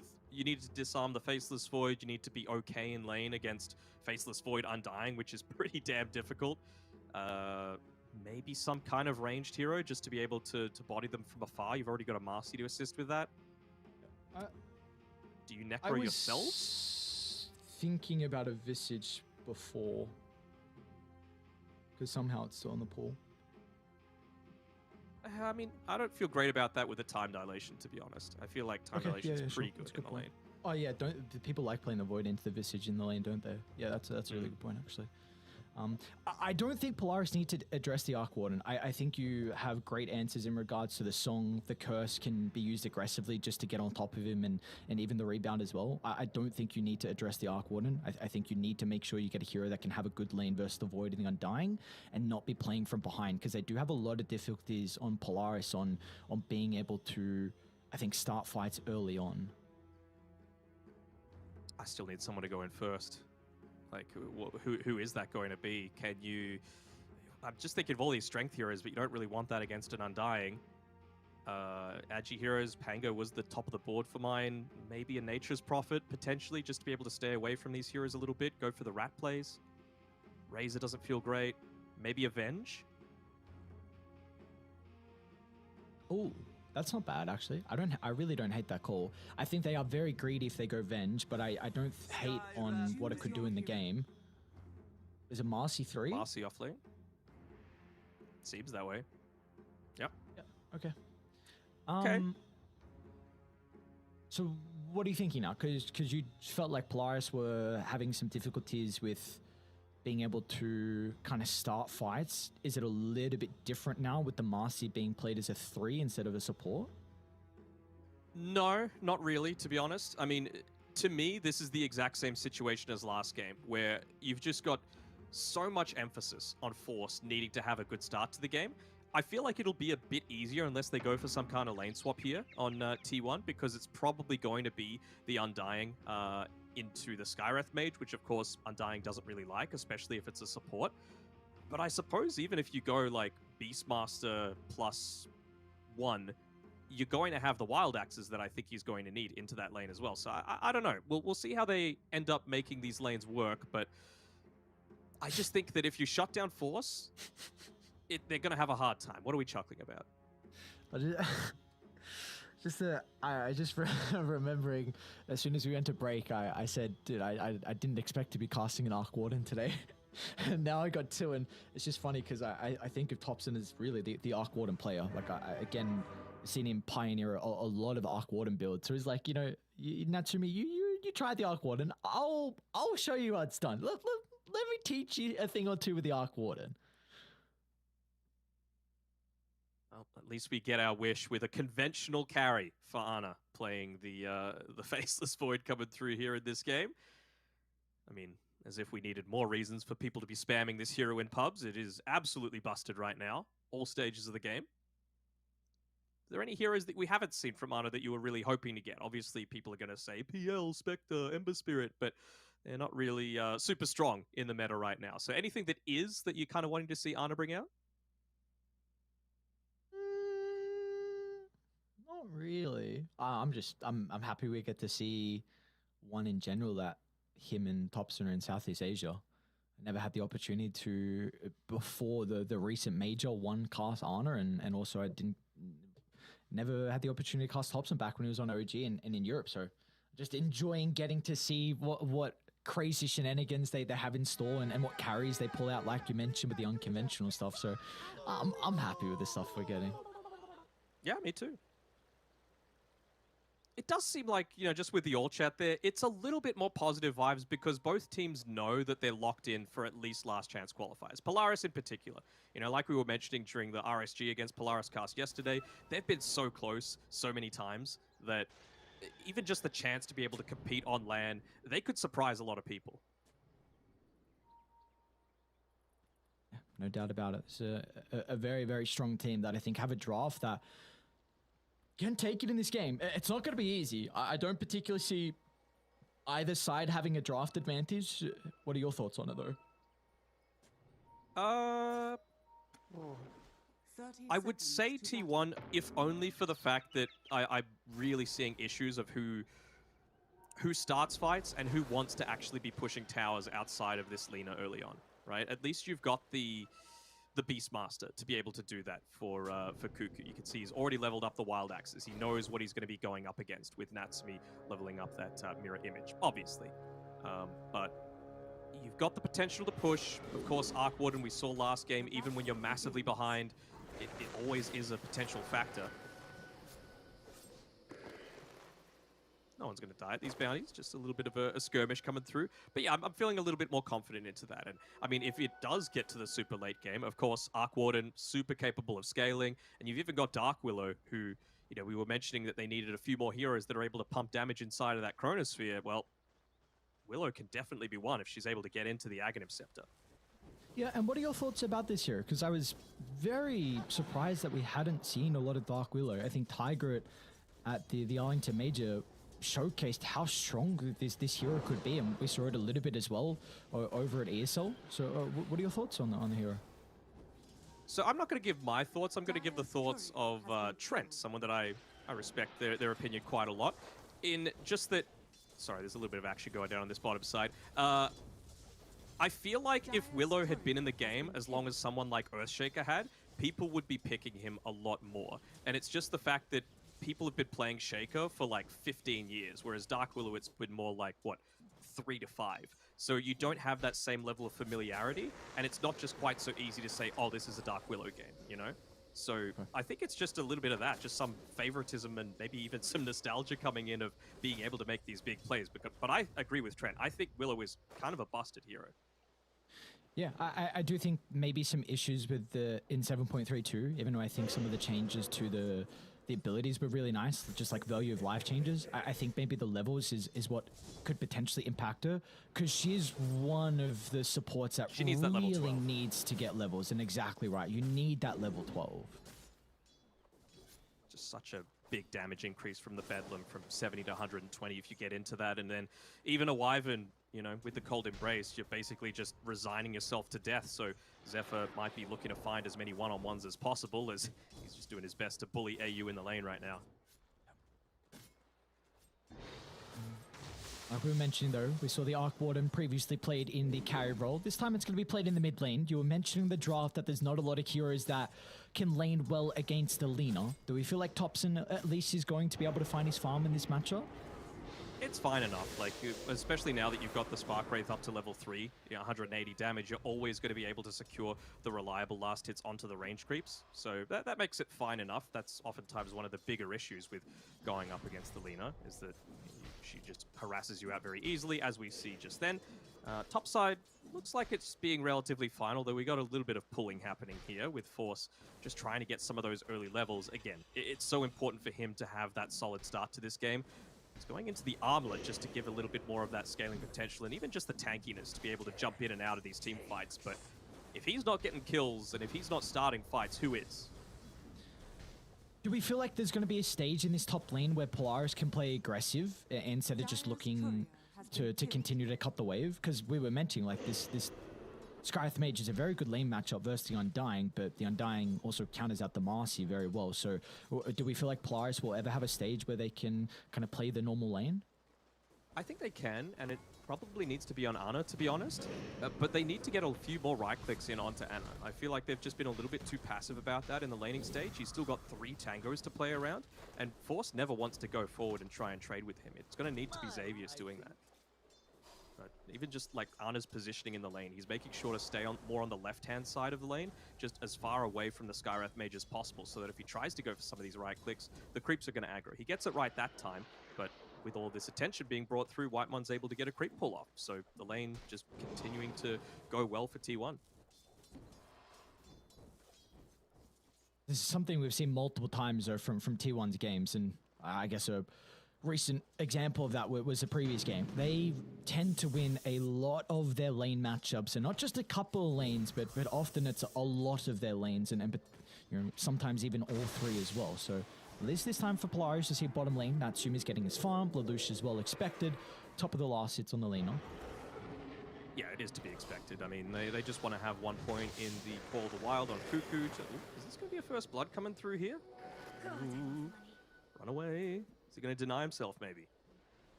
Out of regen on Zephyr. Might even go for the TP, and it looks like he'll be able to land it.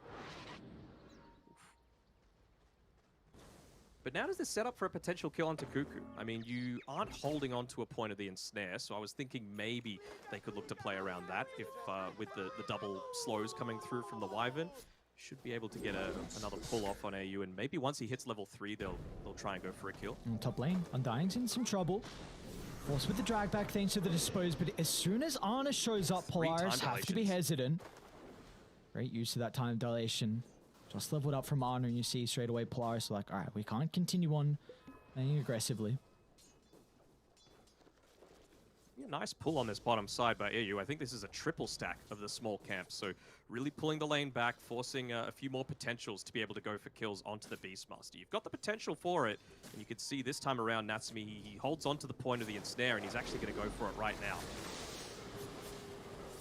Cuckoo's in some trouble. He's got a fair fire and some stick charges, but that won't be enough to keep him alive. Won't it? No way. All right, Will, Cuckoo, okay. Was not expecting that. Thought Natsumi was going to be able to keep up with his real Naga style, but not the case. Cuckoo survives, but doesn't have the greatest resource pool, so might be forced all the way back to base. He's got the Helm of Iron Will at least for some of that regen coming through. River up top, Lelouch has enough mana for the Laguna Blade. Wymon's going to at least be able to get the Tombstone out before he dies at Whiteborn. They don't even get the kill on the Undying in at T1. They can move towards Lelouch at the mouth of the pit as Thompson finds first blood on the Arc Warden. AU's able to get the Tombstone bounty, but this is exactly what you want on T1. Obviously the first blood on the mid laner that serves to dominate the lane, but it's taking a lot of attention away from Cuckoo, who is able to get this lane pull off because you don't have the wrath of multiple heroes coming in onto you. He's up to level 5 now. And you can really look to start pumping in a little bit more pressure around the map. Might look to get some aggressive on Ana top lane. Ana play with the spell casting. Ana though is... Dude, this time dilation. What an ability. Oh my lord.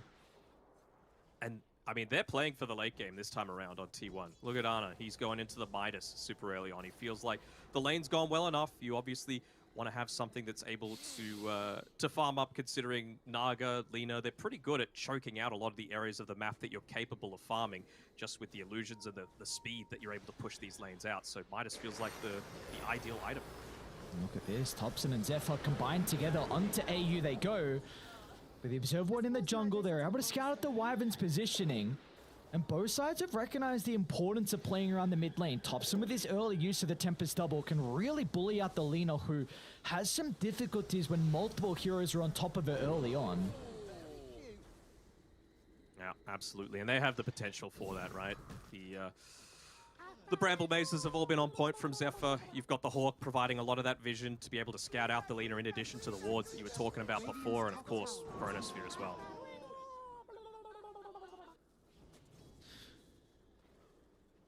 You were just mentioning as well about the scaling potential in T1 in the late game. Do you feel like Polaris can't match that with the heroes they have? Because I feel like they have a really strong late game on Polaris as well. I feel like they do have a strong late game, don't get me wrong, but again, you're against an Arc Warden who has the potential of being 10-slotted. You've got a Faceless Void who's going into a Midas, and you've got a Dark Willow, who in my opinion is one of the best scaling position 4s in the game, just through right-click potential. I mean, against a lot of high armor, like on the Naga Siren, against Lina, you're going to be able to outscale her. Cold Embrace is going to be useless. You've got a Chronosphere that you could just use to pump damage in. Then it's going to come down to the importance of Polaris being able to get on top of the Arc Warden, because I do think they have answers in the Chrono, at least against the Void's damage, but it's going to be the question of the magic damage. And well, speaking about the Arc Warden, Thompson getting very aggressive this game, making early maneuvers with Zephyr into the jungle. Lelouch Has a Fairy Fire also to play with, but another round of the Spark Wraith will connect. They're doing an incredible job to slow down the Lena's game. Yeah, and this is the power of the vision again. Not even from a Hawk this time. Just a decently obvious observer ward there, placed down by Zephyr previously. Completely scouting out the movement of this Lena. Been bullied out of the lane, and now you've even got well, I was about to say a little bit of danger of the mid tower being under siege, but Natsumi, he's the one person that's having an exceptional game right now. I mean, he's just having the time of his life, farming up a lot of these early items, going into the Manta style. They want to try and rat out this map as much as possible, because for all that they're good at, Undying, Willow as supports, not the greatest at being able to push out some of these side lanes. Even the Faceless Void to some extent, at least until he's got the Maelstrom. It does feel like it's going to be very similar here for Polaris, where it just comes down to their pickup potential. We might see that be the case as top lane Force, but look at the bait. Ana, they were ready in the tree line. He gets the double chrono. Now Tempest Double will join the party. They'll target down the Sky's Mage first, and now they can look to avoid Force. However, he's able to bring down Ana before they secure the kill. Some incredible armor toggles from Force. He'll do it again. The Marcia will reign supreme throughout this skirmish. Beautifully done from Force. Some individual brilliance, and that's what they need to net them apart from the lads on T1. Now, I thought he was about to die to those to that creep wave between an armlet toggle after that all, but no, fantastic play coming through from him. It was a great bait as well coming through from Ana. But yeah, clearly just not valuing the armlet build. It's not super traditional on the Marcy these days. A lot of them look to try and itemize into that super early BKB. Doesn't even have boost, right? Just on the rebound. What is this? He's man fighting. Zephyr's got 6, so there is kill potential. Ramble, not gonna connect. Also, if he gets another armor toggle off, he might be okay. They're gonna go onto the tower though. With the Bedlam damage and the Arc Warden, they will not get the kill. Ooh, careful there, sir. Radiant's top tower is under attack. Lelouch was about to say he's coming top to potentially look to defend against this push. I don't think you're going to put the highest priority on this tower, right? Like, sure, you're playing on Radiant. You want to make sure that you can have better access to that Roche pit. And of course, that tower provides a lot of safety to be able to keep the high ground warded. But no one really needs to be taking this jungle. Of course, Naga Siren can, but it's just even more effective at shoving out some of these more dangerous lanes. And, well, Natsumi knows that best. So I don't think they're going to be looking to make too much of a defense happen up top. It's nice that we do see Natsumi into the jungle early and giving the space over to AU, because he already has the level 6, and like I know you're the Winter Wyvern specialty, so what are we expecting out of him in a game like this? Like, what is kind of the item build that we might see from AU to really put some impact into game 2? I mean, I normally build Wyvern the exact same way every single game because I'm a degenerate, but I think this is the game where you need a Blink Dagger. You know, again, like I was saying before, as long as the Naga and the Wyvern aren't both caught inside the same Chronosphere, I think you're going to be fine.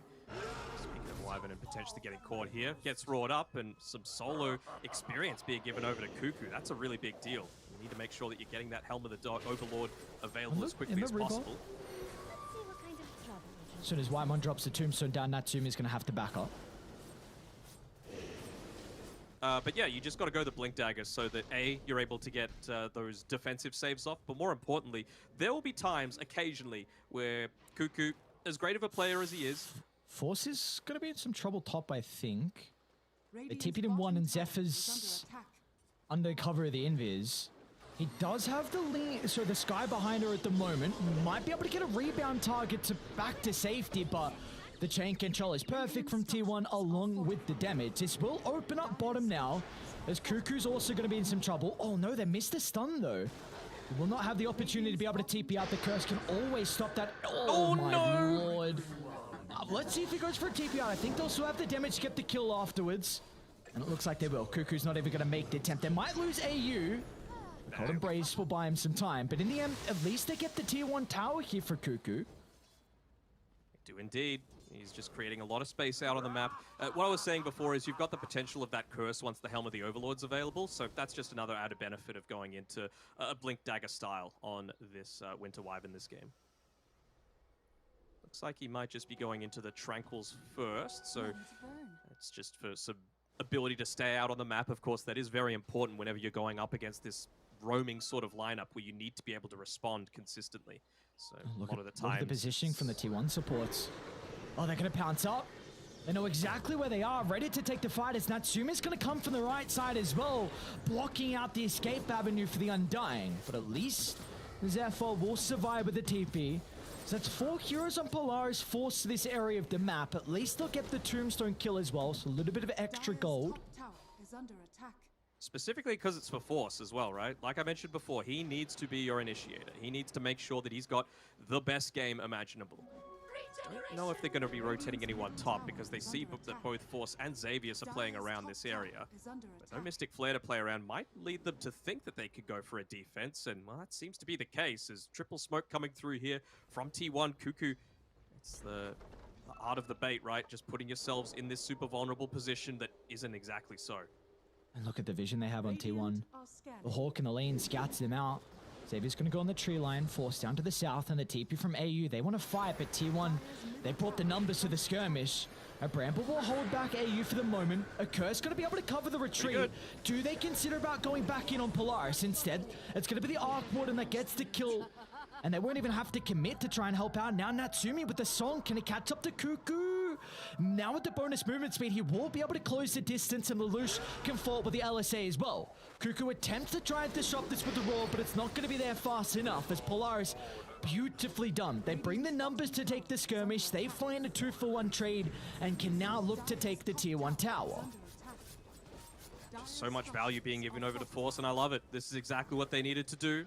Natsumi with his Naga Siren, as well as the Lelouch. What are we chuckling at now? Just the fact that there's a sentry blocking the small camp down bottom and an observer ward as well from Raider. They're like, dude, Ana screw and dude, look at the jungle. Ana can't farm anything. They blocked out the hard camp of the triangle. The Ancients are blocked as well. He'll kill it one more time, but Polaris just want to slow them down. You want to try and scale into the late game. They're not going to let them in mid lane. He's actually getting jumped on here. 100-0 just from that combo. Force 5-1-0. That individual play in the laning stage really setting him up for more and more greatness as we get on. And that kill is all set up because they blocked the camps. Because Ana can't farm in the jungle, he has to show in the lane, maybe taking away the farm from a support. He'll take that aggressive farm or tops under the Tempest double. So that they get that kill solely thanks to all the camps being blocked. That a really awesome play from Polaris. And now this net worth lead is growing, man. Like Natsumi, this is the thing about the Naga Siren. You can farm so many camps at once. Force is 5-1-0. He's got in a couple Tombstone kills. You always saw the plays up top where he got some kills as well. And this is what you need on the Marcy. Like, you can really struggle with keeping up, but if you get kills, you're going to have a fine time to be able to scale. Oh, I mean, they could see Ana. He just TP'd back bottom again. He wants to use the Midas, but it might be his undoing. Oh, Mystic Flare is going to be up shortly as well for the extra burst, but they're instantly TPing down. They need to keep Ana alive, and they will. The misstep from Polaris at the start. Not going to be able to net them another kill. Finally, they'll D-ward. They've got a lane ward, though. Might catch T1 off guard. They still see Ana. I don't know. Feels like there's a lot of T1 reinforcements here. Although they're going to jump in. Straight towards Ana they go with the Mystic Flare. They wouldn't even need it. Force has got too much damage out of the Unleash. Now they're going to chase down more as AU, no messing around. A Curse for Whitemon, a Laguna Blade as well for good measure. Why not drop a couple of ultimates just to do the mental damage?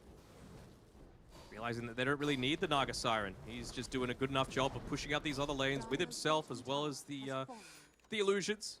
The Manta style to be able to just keep spamming out as well into the lanes. No pressure really coming out from this Beastmaster right now, but I suppose they're just looking to play around the Helm of the Overlord as much as they can. Another pickoff. Thanks to another ward. The Vision game was a big reason why Polaris were able to take down RSG yesterday. And this game too has been no different. Another reason, and even against the Beastmaster, who often has the Vision advantage. But I do want to mention the fact that we haven't spoken about Thompson for a little bit of time. Like, he was getting very active early on once he had the level 6 and the rotations out from Zephyr. But Thompson's been back just casually farming up the jungle, working towards this Mjolnir. What are we expecting out of him, though, in this game, maybe compared to Natsumi in the previous game? We're already seeing a difference in the item build, going the Mjolnir instead of the Glimmer Cape. But when does he feel like he could maybe start to show up to some of these early skirmishes? I think the the Mjolnir is a little bit more important, where he even doesn't want to turn up to these team fights because you're dealing with a Naga Siren. Naga wants to be pushing out lanes with the illusions. And, I mean, you could kind of do the same with a Tempest double, but you want to be able to, like, leave something in the lane, like the Mjolnir active, onto one of these creeps from the Tempest double so that it's a lot easier. That's a little bit deep. A little bit deep is definitely an understatement. I don't particularly know how he got there. That's a straight Maybe that they... That might have been a bait from Ana. Just putting himself out there. He's kind of low. No, they haven't actually used the Mystic Flare. Maybe thinking they could get the solo kill. You can see a lot of this movement coming out from T1. Whitemon playing down here alongside Ana, so they're not going to commit too many heroes. They are rushing instead. Ooh, tries to go for the solo pickoff, and well, the jump away looks like it won't be effective enough, where he gets caught out with the brambles, but definition of space created, right? Aegis given over to Lelouch. Very much struggled early on with multiple heroes on T1 collapsing behind his tower, but he's been able to keep up on his farm, and the Boots of Travel is going to further enable that. And they've dropped a ward down deep in the jungle as well. I believe Thompson did scout out AU, so they have a good idea of the Winter Wyvern moving around here, but they need to play with this ward now here for Polaris. You've got the Aegis, you're ready to go with a lot of items as well, so you need to start getting some map control and slowing down the farm that T1 have been finding in their own jungle. The thing that I'm a little bit concerned about is that Marcy's still not the greatest. She's better now than she used to be, but she's still not the greatest at pushing out these waves. So I kind of want to see Cuckoo playing a little bit more around the bottom side with that Helm of the Overlord creep and forcing a little bit more pressure down away from their own objectives. I mean, Lelouch is just free hitting into a tier 2 tower at the moment, and I mean, Thompson's going to respond with his Tempest double, but it really doesn't feel like they're all that scared of being able to take this fight with the Aegis and all the boys nearby.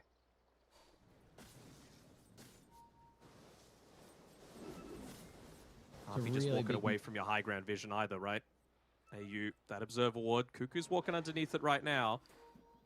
They've got supports coming through to look to try and D-ward, which they will. Natsumi, he might just actually charge in the middle with the song. Probably not expecting Thompson. Hang on. What just happened? Thompson got killed in the lane, and now they don't have the real Arc Warden for the team fight if Natsumi wants to catch up with the song. He's going to push back tier 1, and that'll just be able to open up the tier 2 tower now. I honestly don't know what happened with Thompson. I was looking up top. Maybe Thompson was too. This is what we're talking about, though. Just put Thompson a little bit more out of his comfort zone. I know he's a very capable Arc Warden player, but it isn't what they've had the most success on. You know, the Morphling spam, just get rid of it. Force him to go for something a little bit different that he hasn't had the time to adapt to over these past few days. Now, I'm really intrigued when Natsumi's going to consider the Scepter. I think it's an incredible item, and from what I've heard as well, can also hold that thought mid lane. Thompson? Oh, they're just baiting. Look at the turnaround from Zephyr. A Terrorize onto 2. The Curse Crown as well for good measure. Natsumi considering with the ultimate, but he doesn't get it off. He pump faked the song, and Ana's going to be in with the Chronosphere. The bash is into the Rollers. The chain control is ever so perfect from T1. So they get the first kill into the second, and now they can look to put some pressure on the map. Well, I was talking about the Chronosphere's impact with being able to just not get caught with the Naga and the Winter Wyvern at the exact same time. Wasn't even the Chrono that time around. It was Zephyr being able to land such an amazing Bramble Maze into the Terrorize after fantastic bait coming through from Thompson. You could tell what they were looking to try and do with the Winter Wyvern, going for the Winter's Curse, trying to get that chain kill onto Thompson, but without that Blink Dagger going into the Aghanim Shard instead, he just doesn't have the capability to gap close. Dire's middle tower is under attack. Now they just go right back out of the map. Not the longest respawns. You still have Aegis for another minute 40. They're going to try and consider out beating onto the T2 tower. Arc Warden does make it very, very difficult, though.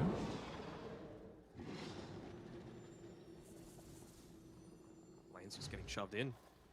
Ana playing around the bottom side of the map, wanting to make sure that he can direct a lot more of that attention away from the main objectives that they're trying to get with this this Aegis.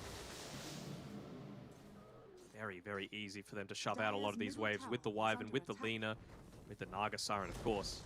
So, second tier 2 tower going down. I think they'd be happy enough just taking away all of these different outer towers on Polaris with this first Aegis. Still about a minute left on it.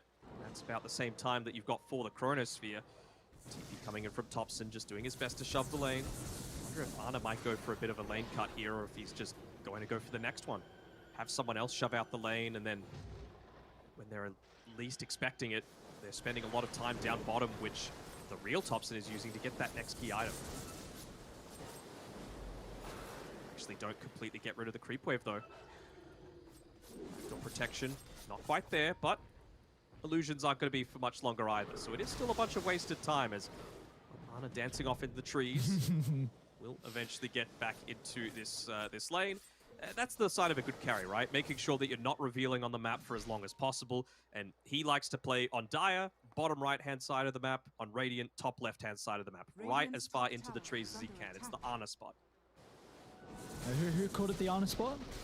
Sebastian Debs. You see, with how Ana's been able to stay out, he's got the level 15 now. Going to be working into the Lincoln Sphere as the next item. But Polaris, with this Aegis advantage, taking a lot of map control and increased the lead ever so minorly. Up to 7,000 now, but these 2 tier 2 towers have been claimed. And throughout that time, we've seen Force. He's been able to complete a Basher. You've got Lina. I think Shadowblade was the most recent item for the Lina. So they're getting a lot of items on Polaris. But again, Dire, they are still somewhat finding their farm as well. Now, will we finally have, once this Aghanim Scepter is purchased on the Naga Siren, the real in being used? Because it's so trash, man. Okay, from what I heard, it's actually not bad versus the Faceless Void. It can actually answer him inside the Chrono. You've got a really long cast range. I heard it in one game. I think, I'll hold that. Lelouch down bottom might be able to solo kill Zephyr. Nice read! Might be getting chronoed as well, though. Be cautious, but instantly used to the haste, and he's just going to look to dash on out. So Mike and John, I believe, were casting one of the earlier qualifier games, and they had a Naga Void, and I was only listening to the game, and I believe I heard them say that the Naga reel in is quite nice for the Void in the Chrono. So we'll see if that's going to be the case. Because, of course, the song's a very good answer, but if he's got BKB, then it's a bit different. To me, though, I feel like they've got the tools to be able to find the better target, you know? Like, he's going to have the Lincoln Sphere soonish, and I feel like that's the time active on T1. He'll also probably be level 18, so half a second longer inside of the Chronosphere, and maybe that's the damage that they need to be able to kill the Naga Siren, right? You pop the BKB, you've got the Lincolns, there's nothing that the Winter Wyvern's going to be able to do against you. They've got nothing else that's going to be piercing that BKB plus the Lincoln Sphere spell immunity. Well, it's also another game where we get to see a Beastmaster go into the Ag Shard second. We saw, I believe it was KP yesterday with the early Ag Shard after the Helm of the Overlord. That was a big reason of why they were able to succeed in that game. And we'll see if there's going to be a similar thing here for Cuckoo. Because, I mean, how even this game is, and it feels like a lot of it's going to come down to vision and who gets the jump, and that's where Beastmaster can thrive. So I like this item pick up a lot from Cuckoo. Wonder who's going to get the Aghanim Shard if Polaris end up taking this second Roche. Like, you've already got it on the Wyvern. Lina's isn't that amazing. Skyrest isn't that amazing. Do you give it to the Naga Siren just so that if someone else is caught in the Chronosphere, you heal them up a little bit more? Yeah, I think you do. You can consider Lina as well, just because I know you're going this right-click build, but free pathing is... Actually, sorry, never mind, that's Scepter, my bad. Yeah, no, I think you definitely consider about the Naga. Another thing that's very different to the last game is the fact that Polaris have a lot of answers to the split push from the Arc Warden. You see the first item, Aghanim Shard from AU, so he already, the Winter Wyvern is an incredible defender. You've got the Naga Siren that can help push out, the Lina with the Boots of Travel.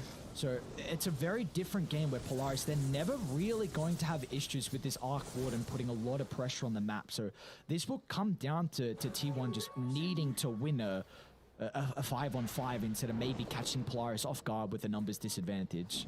Roche is up, and T1 have, well, I was about to say no idea that it's going on, but Xavier's briefly showed right underneath this Observer Ward. It was for the splittest of seconds, and I just don't think T1 are going to be able to rally together quickly enough to be able to get towards there before they're able to pick it up. So there we go, Aegis Shard on the deck.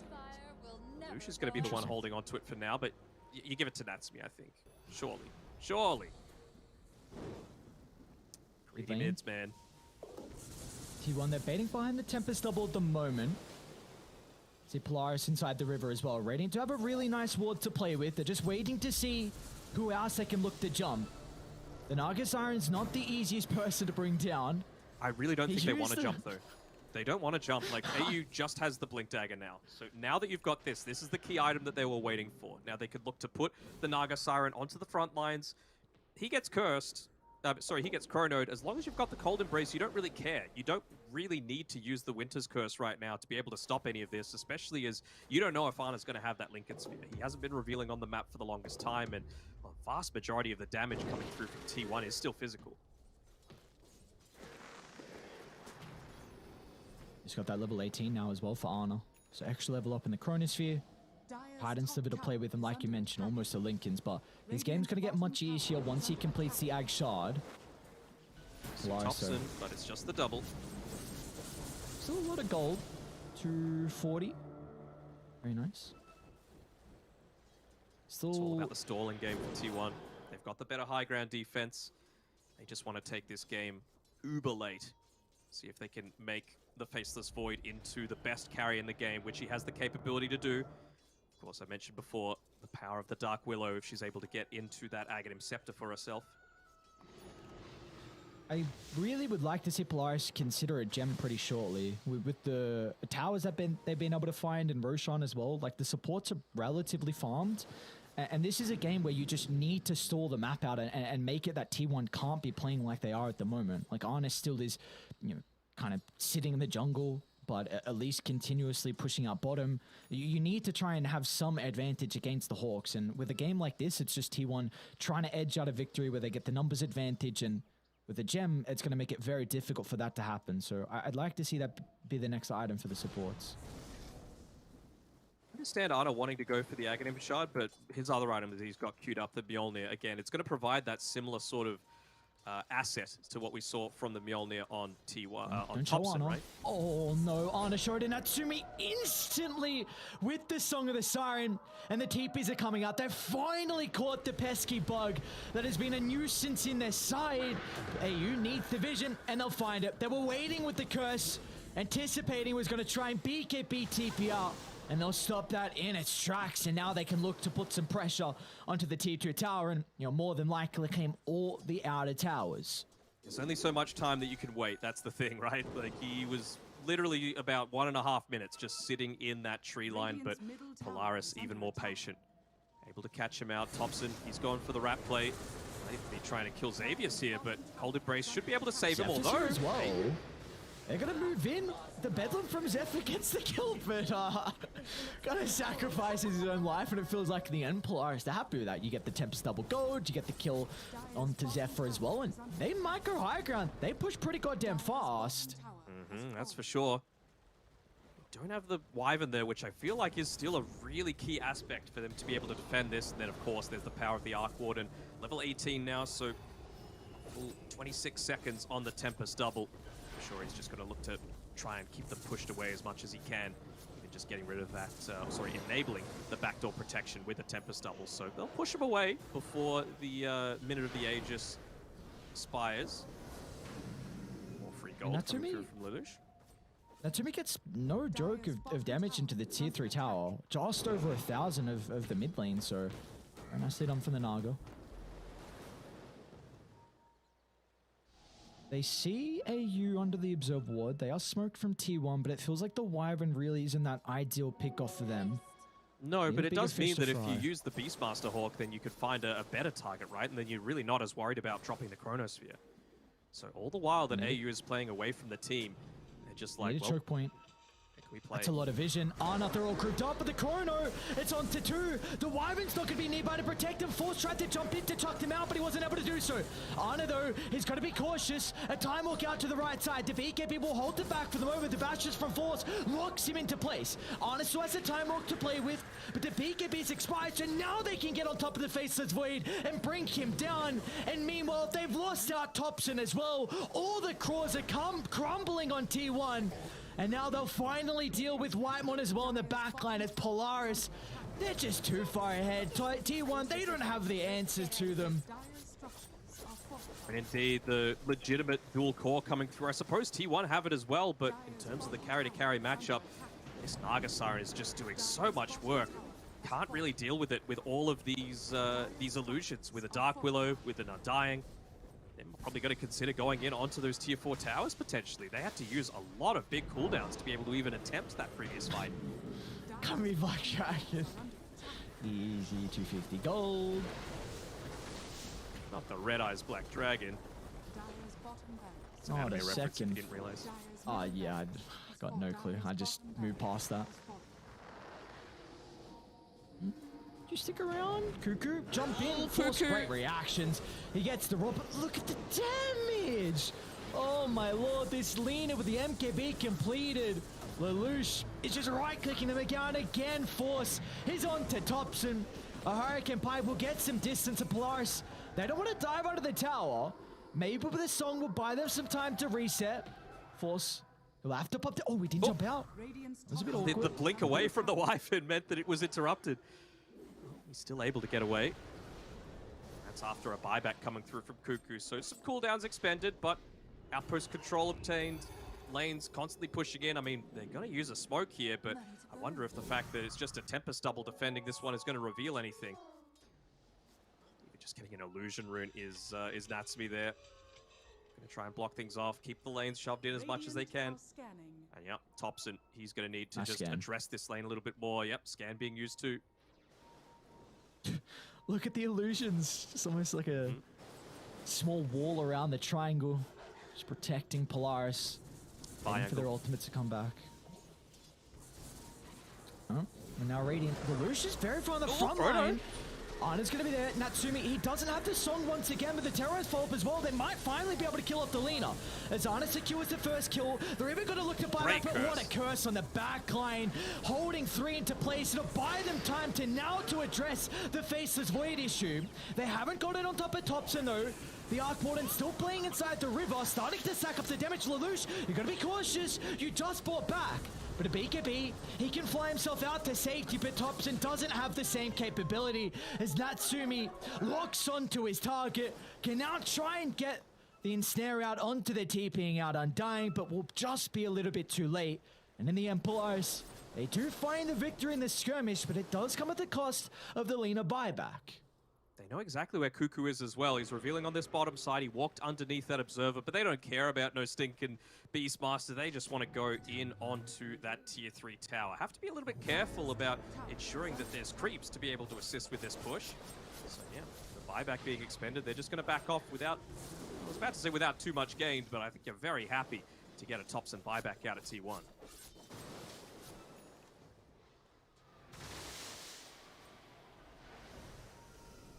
And into Roche they go now. Die with the ward on the high ground.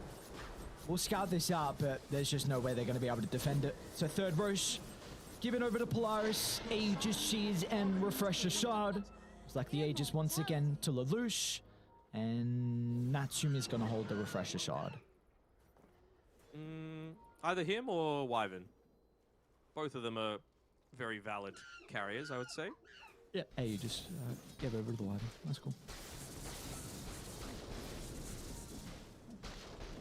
Smoke up. Potential last fight here.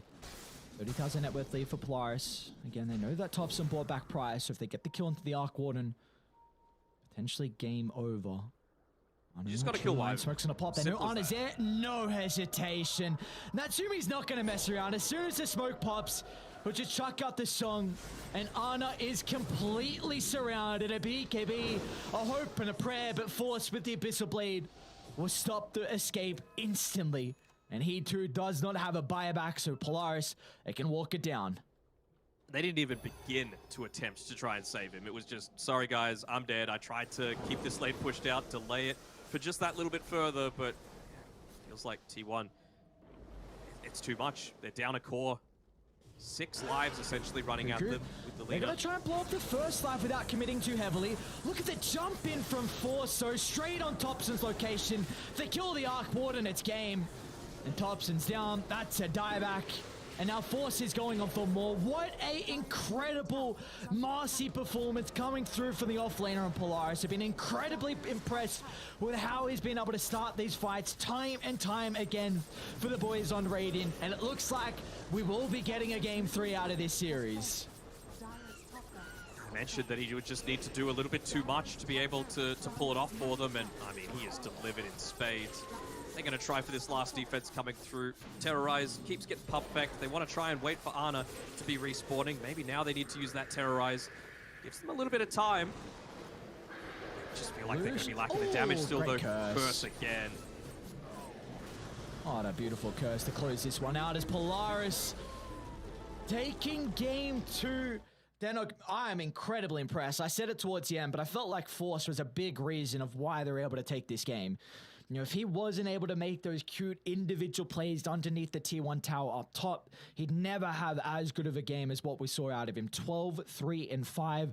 And also just in the team fights as well. He was able to get on top of Thompson. He solo killed Thompson occasionally as well throughout that game, throughout some of the lanes. So Force was a big reason of why they were able to take this game 2. Yes, Force, I mean, I'm hesitant to give him the MVP just because of how excellent Natsumi played as well. Like, the farm on this man was insane. Great usage of the Song of the Siren every single time. Itemized to perfection. It just really wasn't anything to fault coming out of that Nagasari gameplay, from the pick to the laning stage, to the team fights, to the farming patterns. Everything was on point, but I don't think you win that game without the Marcy going in first, finding those key pickoffs, getting double kills solo in lane, which you really shouldn't be able to do. So I guess we'll give it to Force because I said before, he is the key linchpin. That's why they put so much focus onto shutting down the Axe in game number 1. We saw what result that had for T1. This time around, Force got off the chain and he was able to bring it home for Polaris. That exactly he did, and we'll see what the difference is going to be in the third and final game here of the lower bracket finals. Polaris feels like the recipe there for them, at least in this series, is ban out the Morphling. They can deal with the Undying. At least in this game, it was in a position 5 role and some different heroes were played. I also hope we stay away from the Arc Warden for the last game. Let's just make it a game where we don't have to worry about that and the Tempest double shenanigans, but at least in this one, we're going to be going the distance here with the lower bracket finals. We are tied 1-1. Only one team will move on to face Talent in the grand finals. Who will it be? We'll find out after the break.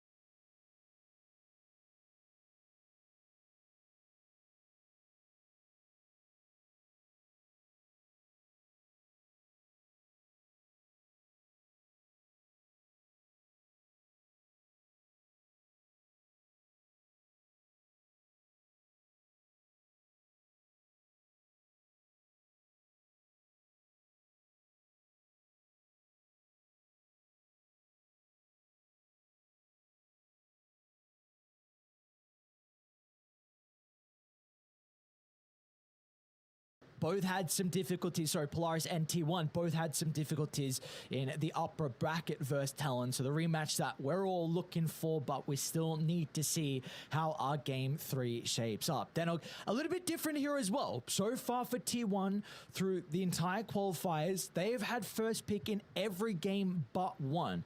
This time, it's going to be a little bit different here versus Polaris. So what can we expect out of game 3's draft? Yeah, I'm keen to see how T1 actually look to ban around this, right? Because that, I think, is the key to beating T1. You got to take them out of their comfort zone. We saw it in the game that we just saw, with them getting rid of the Enigma and getting rid of the Morphling. I feel like that goes a long way towards that sort of goal. And if they're just going this first pick every single chance that they can get, then take it away from them. Force them to adapt. Force them to do something else, because this isn't a team that's been together for quite so long. Sure, you've got the connection through from Cuckoo, Zephyr, and Whitemon, and then you've got the connection between Ana and Topson. But let's be real, Ana and Topson played together like 3 years ago. You know, the constant cohesion in a pro team is not there. So I feel like if you take away their plan A, and their plan B just becomes a lot more exploitable. They're going to make more mistakes. Yeah, and I think in this draft, there now does really have an opening for Polaris to 8th pick the Morphling. It's something that I've mentioned multiple times that I think is a possibility, because of T1, we've seen every time they're picking Topson's Morphling at the 8th. Now it could be different. Natsumi has a incredible Morphling. We saw it yesterday in their series versus RSG. He's very, very comfortable in it. You can then protect it with 3 bands. I think there is definitely going to be a consideration here for Polaris if they want to leave the Morphling in the pool and pick it up for themselves at the 8th. Because if they don't, if T1 pick it up at 6 and 7, then they will have an answer pick. And we're going to see it could make it very difficult for Topson to play it into like a big counter in the first phase. Absolutely. I'm keen to see what they're able to do. I mean, also, having that first pick also just provides you the potential to pick up, again, one of these busted heroes. We've just seen what Force is able to do when he's able to play the Marcy. So what's going to be let through? Is it going to be the Enigma? Is it going to be the Undying? Is it going to be the Death Prophet? Who knows? There's plenty of options available. Again, I still don't think we've really seen a team go with the let's ban nothing influential and just leave everything out in the open and then see if you can pick up 2 of those busted heroes. So let's see what the change is going to be in the bans as well for T1. It's been the Chen plus Batrider for the entirety of the series so far. And regardless if you leave one of them through. Okay, so Polaris get rid of the Morphling. I'm fine with that as well. We saw them have success with it in game 1. So now there's potential for them to go like Marcy / Undying as their first pick, or Chen or Batrider is going to get let through as well. Yeah, Bat is at the top of my list right now. Lelouch is a great Batrider player. You can even afford to pick it at the first pick. Like, there aren't too many heroes that are going to look to be able to beat it in lane. You could co-op against it. You can even, like, Lina to a lesser extent, Storm, I guess. But just the impact and the damage that you're able to output, it is, again, in my opinion, a top 5 hero right now. I've mentioned my top 3 in the past, but I think it's still top 5. Dude, how's Lelouch sitting like that? What? One's got some flexibility, that's for sure. I'm so intrigued on how he can sit like that. I really like one leg under, like I'm kind of sitting cross-legged, but not over the top, one leg under when I'm sitting down. I don't know how the hell he can do that. That doesn't look particularly comfortable. It's the yoga pose, right? The lotus pose, I think is what that one's called. I don't know, man. I'm actually banning out the Lina themselves. Okay, they're going to go back into the Marcy, but maybe this means that you pick up the Batrider for yourselves, right? Lina could just keep those lanes shoved in and makes the life a lot harder for you. I suppose Lelouch played a great Lina in that game as well, and Topson just wants to feel like he is the true win condition. Ana, again, we saw him put onto a much more conventional carry, and he wasn't able to truly have success with it. Earthshake could come through, and yeah, there we go. There's that Batrider. That's what I'm wanting to see. Although, it's really been Cuckoo Batrider most of the time, hasn't it? Yeah, I was just going to say, I'm not sure. I imagine Topson's practicing this hero because the Batrider is incredibly busted at the moment. So I have to imagine he's got the capability to be able to play it mid. And, well, that's another hero that gets let through the pool, Matt. They get the Enigma in the 8th pick. We were mentioning it multiple times so far through this series. The Force Enigma is something that is very, very scary. And now they can protect it. Razorback's gone. What else do you need to be considering here for Polaris? I mean, all the way going back to the original Valve Majors back in 2016, you got to get rid of the Ana Alchemist. It's something that he's very comfortable on. So I feel like that's going to be a high priority. Even just the Slark being banned out leads you to think that, right? Just one of those heroes that very tanky just means you've got a lot of those essence shift stacks to be able to pick up. That's definitely what they're leaning towards right now. But they're looking not necessarily just for the lane. Of course, the Winter Wyvern decent enough in the lane, but of course that Winter's Curse as a way to be able to disrupt as well. I like that ban too. But yeah, I'd get rid of the Alchemist right now. Also, just in regards to T1's draft, these two heroes are very different than what we've seen prior. Like, this has been a lineup that hasn't put a whole lot of emphasis on team fights or stuns, and they've already really covered that with the Earthshaker and the Batrider. So we will definitely have a bit of a different look at T1 in this game. Yeah, absolutely. I mean, I'm still just weighing up, like, how exactly these lanes are going to go. Are they going to look to try and make any switch-ups happen? Batrider into the Enigma isn't that great, so I highly doubt that's going to be the case. And of course, Shaker, in my opinion, a terrible laner. Enigma, one of the best out there, so probably not. I'm just thinking as well, like, how are you actually going to address this Enigma once he's got the BKB available? Like, this is a game where you can look to go into that BKB black hole. Batrider can address it. I guess. It's a Octarine builder. Yeah, exactly. So you will have ways to be able to deal with the Enigma as the game goes later, so maybe you don't have to particularly worry about that too much. Interesting. Omni Knight's going to get picked up, so what do we make of the Omni Knight pick? There's not the crazy amount to be able to dispel at the moment. No, and it's very passive. That is the biggest thing that I'm looking at, right? Of course, Batrider is an active hero, but Shaker and Omni Knight are not. So unless they want to go something like, I don't know, maybe a Terrorblade for the lane, maybe again just that Alchemist and put it onto Ana to be able to carry this game for them. I mean, Omni Knight is very strong. You are probably going to have the Malphus onto you at some stage. You're going to have the slow coming through from the Dispose as well, so just get the Heavenly Grace off. Some pure damage as well against the Eidolons can be quite nice if you just put a few points into the Purification. Even just the Guardian Angel, right, from the Black Hole helps a little. Do we have to be considering like a Nullify builder on Polaris, or is there some hero that could have a Dispel to kind of deal with the Omni Knight? Trying to think of who. Can you Doom this game? You just look to go the Purge creep? Probably not. Who would even play it? I guess Natsumi is capable. He's done it in the past. But, I mean, it's... Is it a... No, Slark's banned. Okay. Who else we got? Aren't really many other ones out there, are there, that are still available? I guess the Invoker? I'm concerned on the matchup into the bat. Yeah, that's my concern. And I think T1 with the Earthshaker +1 can dive the tower. So they'll go, okay. And that's a pretty nice saving support versus the Batrider, and they'll also pick the Pangler as well. This is a Lelouch specialty. A big reason of why they got off to such a hot start in 2-2, almost making it to the Stockholm Major off the back of Lelouch's Pangler. He plays this incredibly well.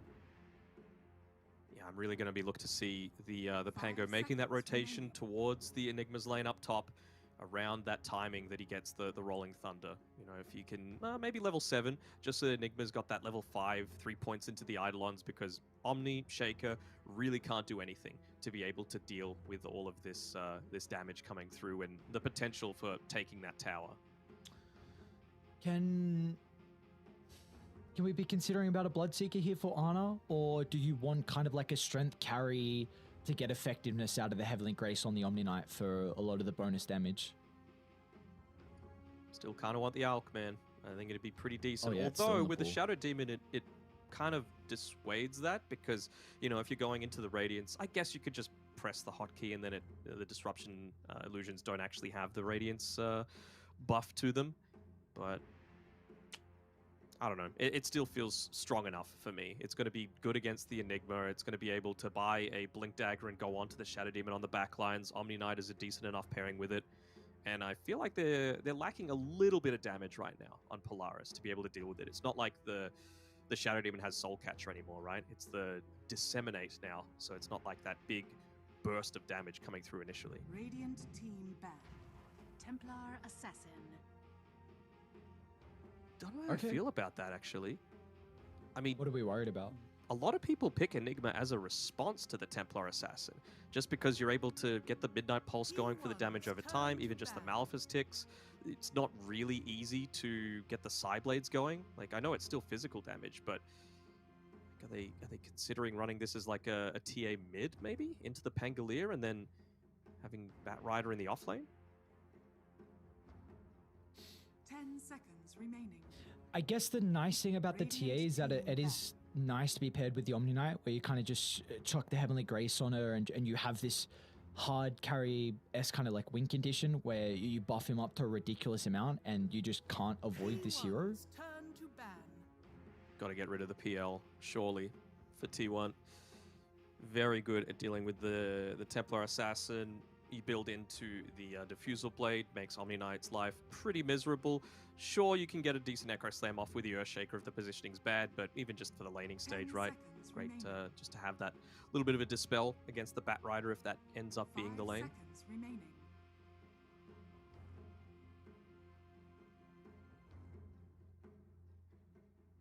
I'm trying to see what... You can go back into this Doom position one like you're mentioning if you want to for Polaris. A little bit of damage over time. You will be able to deal with the... Because I really feel like T1 are going to try and put a lot into this Templar Assassin, where you just chuck everything on him with the Omni Knight buffs, and again, he's going to be on the front line. And Doom is a very good anti-carry. They didn't ban up the PL. Okay, so you mentioned they had to ban it. They didn't ban it, so there's the instant PL pick. I kind of didn't click that. So it was a Medusa that got banned out. So. Yeah. I mean, do they Alchemist now into this? It still hasn't been banned out. Against the PL, it's not terrible. And you just go this really greedy dual core. I mean, the thing is, the lane, again, Shaker lane, terrible against the Phantom Lancer. So you're not exactly putting a ton of pressure on in the laning stage. So the Bat Rider, you could run... would you run it off lane? I mean, I feel like you kind of have to if you're going down this Alchemist route that I'm talking. What do you do against this? And another option is maybe... We've seen Ursa as a way to be able to go against the Phantom Lancer with the change to the Earthshock, I want to say, level 15 talent. You can see which PL's real. Just go the Zeus instead. I don't hate this either. Thompson Zeus, huh? TI winning pick. Not sure if it's a game-winning pick, though. Against the PL, it's pretty nice, but I just feel like this TA's game hasn't exactly been enabled. I'm a bit concerned that they can get on the Zeus in this game. I think Thompson, he plays a formidable Zeus. You mentioned TI winning hero for him, but we saw what the Marcy is going to be able to do. A little bit different in this game in particular, because not a position 3 Marcy, so maybe won't have as many items to play aggressively, but the Pangolier should have a pretty free game as well. So Lelouch, I think, into like Diffusal Blade, and then he needs to be playing that initiating role. You need to get on top of the Zeus, because that is the way they're going to be able to deal with the Phantom Lancer, and even getting on top of the Omni Knight as well. So I think if Lelouch and Marcy are going to be able to fill that role to get onto Thompson to disrupt the Zeus throughout the fights, then Polaris should be pretty comfortable with taking it. But there's also a window here where if the lanes go really poorly for Polaris, they could just have a lot of issues with making plays across the map, and all of a sudden T1 they get first Roche and they just start running down objectives. Do you think the lanes are going to go poorly, though? No, I think PL's got a winning matchup versus the Bat Rider. Pretty much anyone farms, like trades farm versus the Zeus, so that's Pango's going to get a very good timing out of the Diffuser Blade. And I think the Enigma is going to be fine as well in the Templar Assassin lane. I do think Arna's going to be able to farm, but I don't think they're going to stop Force from getting his item. So no, I think Polaris will have a very fine time in these lanes. Yep, I am in complete agreement with you. So I've been wrong with my last-ditch prediction every single time. So for T1 fans, you are going to be very happy that I think Polaris is going to win this one. Yeah. I know you often like to look at the lanes in particular. Like if it's a very, very close draft, you like to look at the lanes and say, all right, if one team's got an advantage in multiple lanes, you know, they're I might just give them the slight advantage here in this game. Is that something we're doing here? Do you feel like that's why you're just giving a bit of an edge to Polaris because of how the lanes are looking for them? No, not necessarily. I mean, I feel like the PL is great carry-to-carry matchup against the TA. You can't deal with all the illusions all at once, and it's very clear that the main priority for Polaris is going to be find that Zeus, because if you do, then realistically, there's nothing that can deal with this PL. Natsumi is set up to just have another game where he pops off. So there's that. You also have Earthshaker and an Omni Knight, which do basically nothing against the push coming through from... TikTok, from the Enigma and the Eidolons. So I think Whitemon needs to play this lane incredibly well if they're going to stand any chance in T1. The battle begins. I mean, he did in game 1. I think he was the carry, the true carry in game number 1 with his Dazzle. Really winning them the game, stopping that Axe Skywrath combination from blowing up both Cuckoo and Topson. So we'll see. I want to see how he skills this lane as well. I really want to see him put points into the purification, and I want to see him get a little bit more mana regen, just so that he's able to stay using that in the lane as much as possible to clear out those Eidolons, because they're not super tanky at level 1. It's just 180 HP, so purification and a couple of right clicks, they're dead. As the mid lane clashes for the last time in this series, we're gonna get a gauntlet challenge. Okay, Lelouch doesn't accept it. Come on, disappointed. What's something on the line? I mean, Force has been very vocal through the... Even Whitemon's gonna fall up as well. I like it very much. Exactly on cue. It's like we got a bit of a read there. It's the Force tonight, but... Yeah, we mentioned the draft. This mid matchup, it's going to be fine between both sides. They'll get their farm. Lelouch didn't actually start with a stick, which is probably the one interesting thing. He's just going to look to rush the bottle, which is now coming out of the courier, and he will go stick afterwards. Force is just getting all that solo experience, wanting to make sure that he picks up those early levels as quickly as possible. Ooh, actually looking to make a little bit of a counterplay come through on Xavius. Surprisingly enough, Force, obviously he was preoccupied in the lane, but I think 3 of the Eidolons actually died to Whitemon previously, so he's gotten a lot of extra gold that he probably wouldn't have been expecting out of this lane, and I just want him to continuously be playing up in the face of those Eidolons and clearing them out as quickly as possible.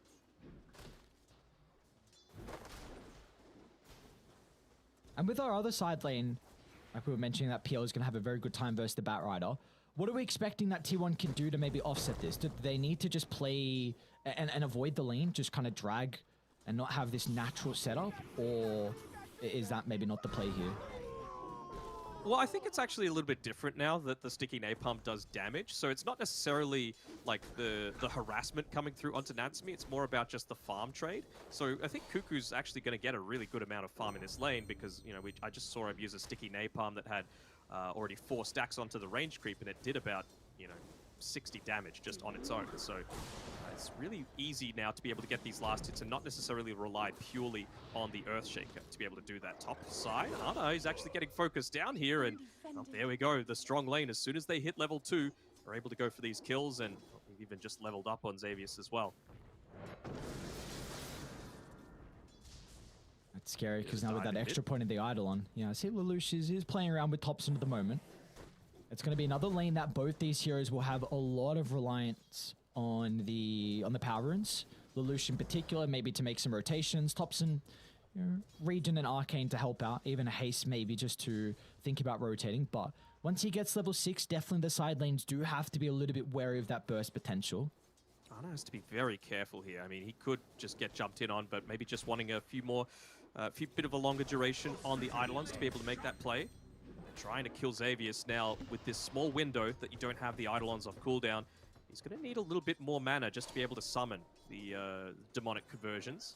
Xavius positioned himself really well to be able to block up that small camp to make sure that the lane stays in this super dangerous position for Ana. Might look to go for it here. Just keeps denying out that range creep. Just got to keep microing though to make sure that you're not giving up these Eidolons for free.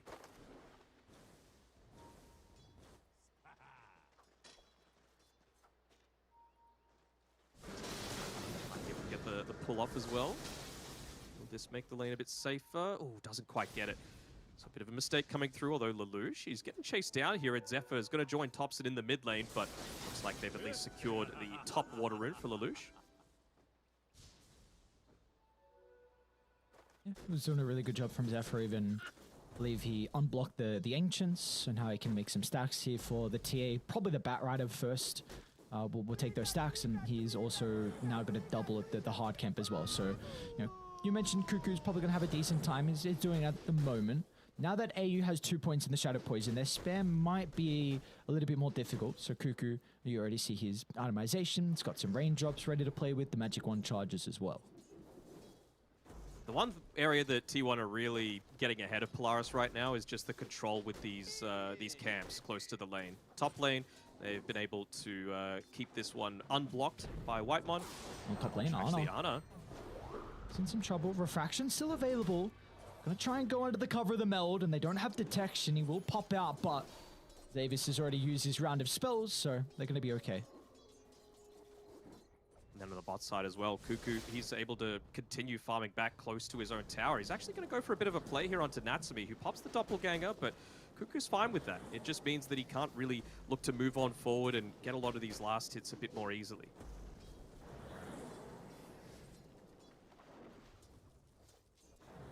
This wave is going to give Topson his level 6 though, so even Lelouch has his own, so Topson's going to be pretty cautious. Of course, can play around with a heavily jump. As long as Lelouch has a wall to bounce back on, could have some threat, but Topson having that Thunder God's Wrath now could open up a kill. See, they were trying onto Natsumi bottom, but a nice doppelganger when Zephyr was charging up the fissure. I think that was just bait from Zephyr. He wants him to bait out the usage of all this mana, just so that he could look to make those plays onto him with the Thunder God's Wrath. They forced out the heavily jump, but they're going to be fine. Now they can turn it back around with Whitemon's TP.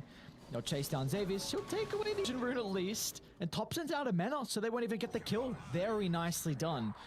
They kind of bait the TP from Whitemon. I guess it is a Rolling Thunder expender from Lelouch, which early on is like 90%. Ana, he went out of the meld. He went out of the meld. He was there. He wasn't under the cover of a Sentry Ward, and he just right-clicked someone. Oh, no. You can't be giving up kills like that in this lane that's already so difficult for you. Bottom lane. Bottom lane so well.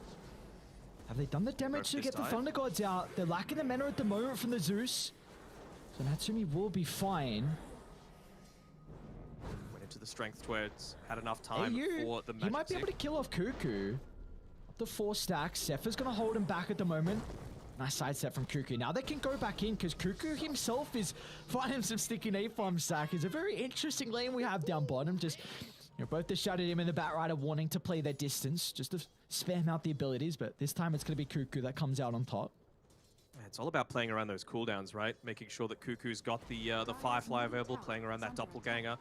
Natsumi actually getting backed up a little bit here by Xavius, and it's a big rotation unless Zephyr's able to get a great Fissure off. Perfectly done. Lelouch, another kind of movement out of Polaris that's going to be stopped here. So they're going to bring another member down, maybe to refill the bottle. Yeah, Lelouch is trying to give over the remaining sips to Natsumi.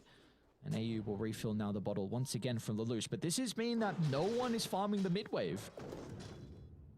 No one's farming mid, but I think they're still very satisfied with the current state of this game. Force is 2 levels ahead of Ana right now, sitting at the very top of the net worth charts, and he's not looking like stopping. They're just looking to group up around this Vlad's, looking to potentially go into the full Wraith Pact as that first item, because they have plenty of ways to be able to interrupt the black hole for now. It's all about the push. That's what you need. Both of the Rivers runes going to be in some trouble. Xavius up top will go down with the Thunder God's Wrath, and meanwhile to the bottom one, Lelouch this time will convert with the use of the Rolling Thunder. Now they're either going to look to try and take a stack away. It's just a double stack of the hard camp. Nothing too crazy, but it will definitely slow down the farm from T1. Yeah, every little bit helps for sure. Topson, he's going to walk on in and see that, well, his precious stacks are gone, although Cuckoo doesn't really have the movement speed to be able to catch up to them just yet. Could pop the Firefly if he wants that little bit of extra movement speed, but some of these rotations coming through, Shaker, well, he's all the way back in base and can't actually TP out because he tried to escape previously. I'm not sure if Ana wants to come up here and stop this push. He goes just one step too far. Xavius just disposes it back into all those Eidolons, and he goes down again. And this time they've got the detection. Well, this is really important now for T1. They get a double stack, another stack, I should say, at the Ancients. Actually, never mind. The Thunderhide didn't for some reason aggro to Whitemon, but they get a second D ward, which means that Polaris now, they definitely had a lineup to be able to invade the jungle. We just saw it prior, but they needed the vision to play with. So now that T1 have safely secured their triangle, the Batrider can go back, Cuckoo maybe trying to get an early blink, or you can give the farm to Ana because he's very much struggling off the back of the lane. Yeah, it's very important. I mean, anytime that you see a TA, you need to give him the farm. Like, Topson, obviously you can't exactly play aggressively as a Zeus, especially with that Thunder God's Wrath not available. Not even in a state to have the lightning bolts available for some of these D wards, but he's making a lot of these aggressive plays to be able to find someone, get any sort of pick off, but who exactly feels killable at this stage? Really, only AU, to be honest, and, well, he's actually making some of his own stacks. It doesn't seem like they're going to be able to blow anyone up unless it's like a blink in lasso, or like you said, maybe Cuckoo finds AU alone or another hero as well. So maybe just farming the moment for T1 because they will have a very, very strong 20-minute timing kind of push back because of how slow Ana's been farming at the moment. But he's got the Bassi tread, so he'll be able to keep up the mana inside the jungle. So plenty uses refraction to be able to buff up his farm. We're really just looking at him. We've got a 10.5-minute Wraith Pact coming out here for oh for my Force. lord. Like, he is actually having such a bonkers game where you're not even going to have full value coming out of this Batrider, right? He is the one that's doing the majority of the initial damage coming through. Like I was saying before, Omni Knight doesn't do it. Earthshaker doesn't do it until he's able to get into the Aghanim Shard. So, yeah, it's all on Cuckoo's Batrider, and suddenly if you're just reducing 30% of it, what exactly are you accomplishing? Force, is he going to solo Black Hole Ana? He's considering it. He wants to build up those They get the Eidolon split. He's going to step out. There we go. Okay. All right. I guess he, on top of Xavier, still see 3 other tier 1 heroes, so maybe he felt like it was going to be a bit too difficult for him to find the Black Hole with Zephyr nearby to cancel that. So Topson gets a much needed kill. He's up to 2 kills of the game and very close to the Kaya for the Zeus. And I wonder what the build is going to be for Topson in this game. You know, we've seen a lot of the Kaya into the Aghanim Shard, back into the Kaya and Sunj. And then kind of from there, the Scepter kind of afterwards as well. Yeah, I feel like it's pretty important to get the Scepter early-ish in this game, just because you're going to have the ability to find out the Enigma from long range. You know, if you get anywhere near some of these team fights, you know, obviously you're not going to have an Aether Lens super early on. You're going to get caught by the Master. You're going to get caught by the Pango. You're going to get caught by even just the Malefice, right? So you need that additional way to be able to cancel things like the Black Hole. Nice read. Great read from Natsumi. TP's out of bottom. Getting away from the smoke gank from T1 because they have this blink completed on Cuckoo. Really needed that kill to slow down the Phantom Lance's game, who hasn't been farming overly well. Midas now completed for Natsumi will definitely be that steroid that he requires to be able to be the late game threat that we're expecting him to be. But T1, they need to be able to convert with this smoke. And with this tier 1 tower still surviving on the Radiant side, that's the big thing stopping a lot of these smoke They're plays going to see them. Right? Cuckoo. The smoke pops and the ward on the high ground. They know exactly where T1 are positioning. Cuckoo's unable to get the jump in, and Polaris, they're okay. The ward as well. But yeah, I think it's not like they can though, right? This is the main issue that I had with T1's draft. They can't take towers super easily unless Ana gets involved, and because of the laning stage, it's going to be quite some time until he can. So that mid tier 1 tower blocks a lot of these smoke attempts from some of the more unorthodox angles from the left-hand side. Makes it really obvious whenever they're looking to go for any kind of attempt to gank inside of the jungle and disrupt Natsumi's farming patterns. And again, the vision game as well from Polaris, just scouting out Cuckoo inside the jungle. A very good job. That was placed prior and it's still up and doesn't look like they have any idea of the positioning. Can I catch out here? Topson, oddly enough, putting himself out on the front lines. Just trying to keep bullying away, do his job in shoving out these lanes as much as he can with the Arc Lightning. Looking to use that Lightning Bolt off cooldown to be able to prevent even more of that vision that's been coming out from Polaris. We're really getting to a stage where they need to convert on this. 2 smokes in a row now, and if you don't succeed, This Blink Dagger on Cuckoo's not going to be helping out in farm, so they're going to try and move to the triangle. No one's home. Dire's bottom tower is under attack. Nice scan. I can't see. I think it's red. Red? Yeah, it looks... Yeah.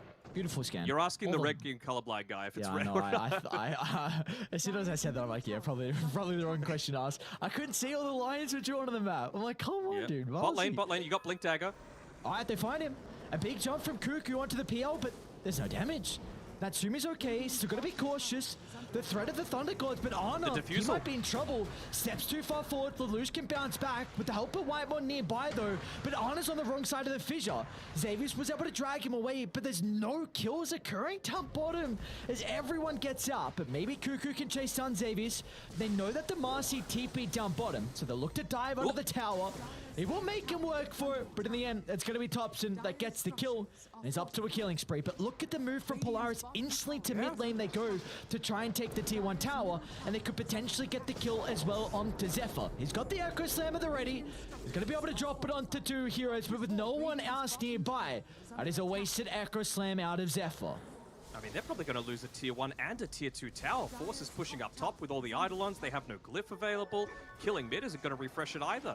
This is a great move coming out from Polaris, and they're very happy to get a 1-for-1 trade out of that. Late game, they've got this. Well, they might be able to get more kills at least for T1. They're going to jump on AU in the river, but the rest of Polaris, they're geared up and ready to fight. Natsumi's nearby along with the Lelouch, but look at them playing the distance. They know they can't heavily commit into the middle. With the Rolling Thunder still on cooldown, they will have some difficulties, but at least they'll keep their support alive in AU. 15 minutes in, no tier 2 tower, no ability for a TA to play around the jungle. Feels pretty bad. Same sort of thing with a Zeus, right? He wants to be spamming out that Arc Lightning. It can't all be in the laning stage, but it kind of has to be as well in the same breath, right? Shaker, Omni Knight, they don't deal with push very well. But Ana has well and truly caught up. He's top of the net worth. Incredibly impressed with his farming pattern. Top lane, Zephyr will go down. Elthus is going to be out from Force to be able to cancel the TP. Now, meanwhile, mid lane, though, Lelouch, he's going to charge into the middle. Gets a double stun, but there's nowhere to bounce back on. So once again, another use of the Rolling Thunder. That's not going to pay off for Polaris, but they do at least get the tier 1 tower in the end. They do, and they're going to get some of this vision back as well. AU and Lelouch looking to get the D-Ward happening. Now suddenly, honestly, a quarter of T1's map becomes unplayable. Just this area around the jungle, you've got probably a little bit more potential to be taking Roshan. It's all on the back of Ana if they're going to get any kind of Roche plays happening for T1. And you've got the Wraith Pact, you've got the Pango, the sidekick as well that's going to be assisting Polaris with taking that. And they're on Radiant. So really feels like they're just wanting to set themselves up around there. Xavius just playing around the bottom side of the map, the more dangerous farm, but he's tanky enough that if you're committing to kill him, it's going to need to be multiple heroes. And oh, there's that Blink Dagger.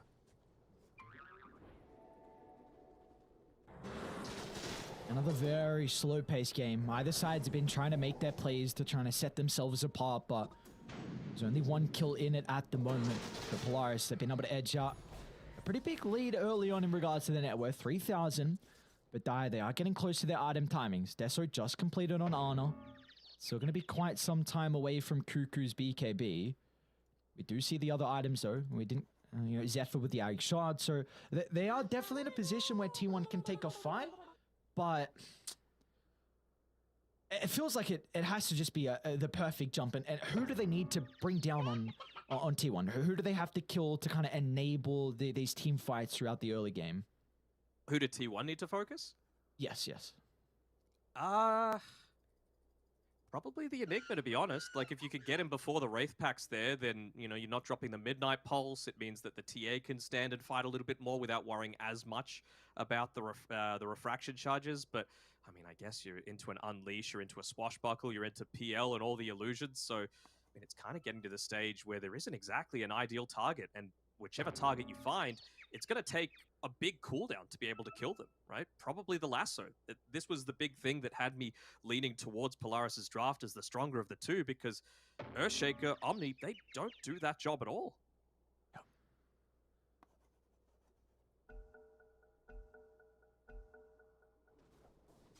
So it definitely feels like it's just another game where I mean, it's just such an easy thing to say, but it just comes down to vision. Like, if you're able to get those key components out of Polaris in the team fights, it could help out tier 1, but it's very similar for Polaris.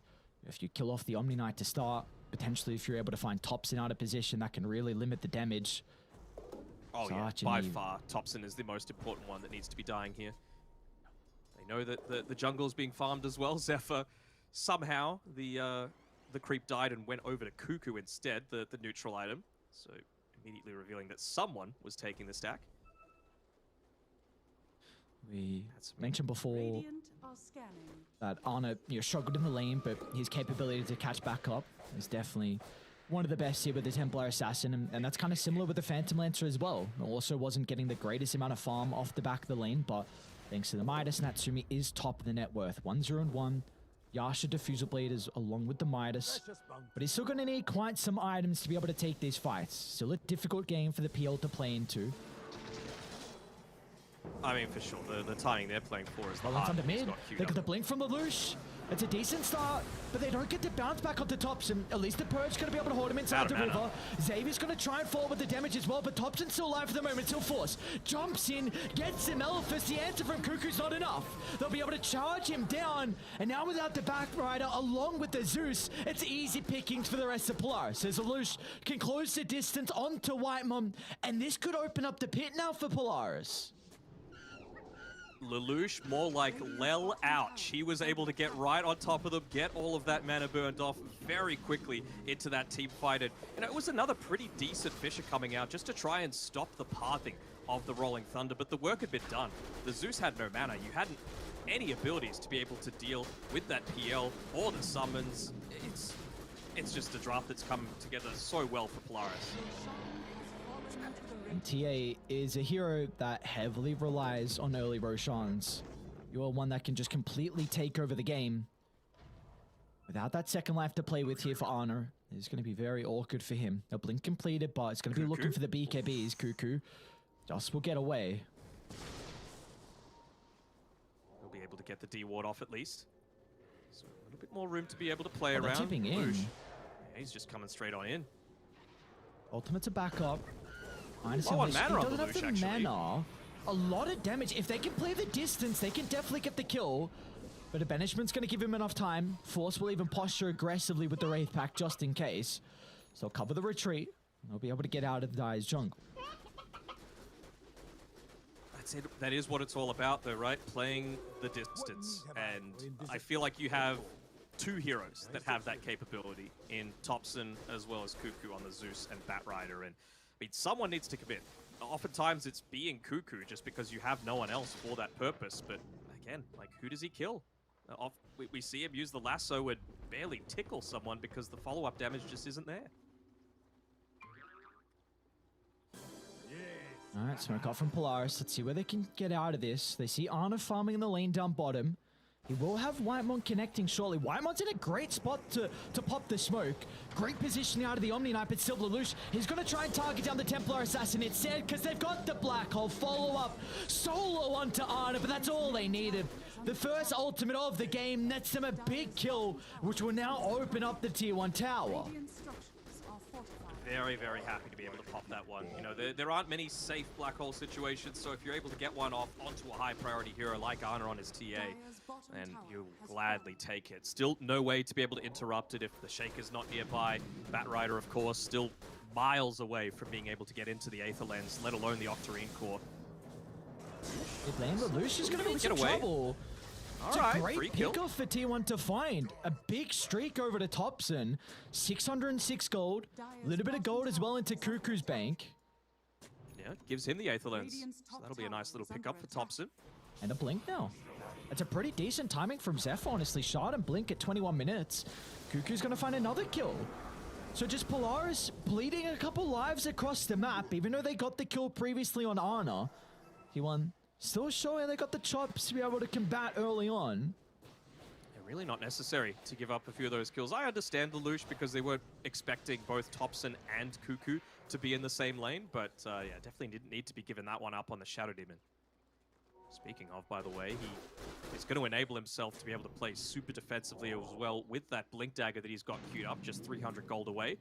So again, it's another one of these instances where you're going to get to the stage where he is the target, excuse me, that you're wanting to be going on, because he's always going to be able to get that save through, but it just made it so much harder once he gets that blink. In regards to Whitemon's game on the Omni Knight, because you mentioned that you felt like he was the important piece for T1 in game 1. What can we see him do to kind of help out T1 in their success in the team fights? He's got a mechanism queued up as his first item. Is there a route that he might be considering going down afterwards? I know it's kind of a pipe dream, but what kind of is the play for him?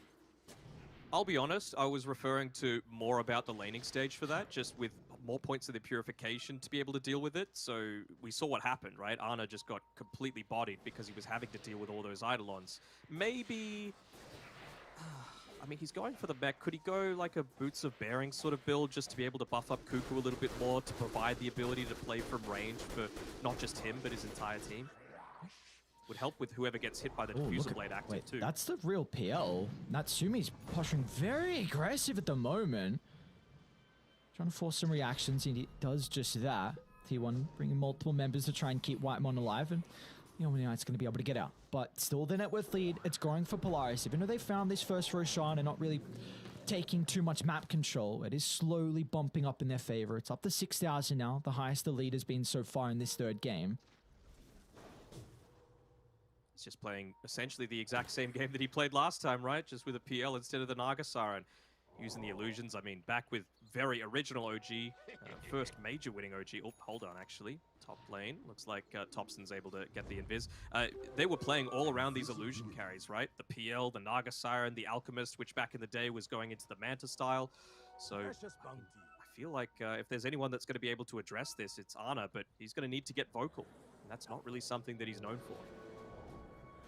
He just going to tick out, and Cuckoo's on the charge. BKB completed. They see the Firefly.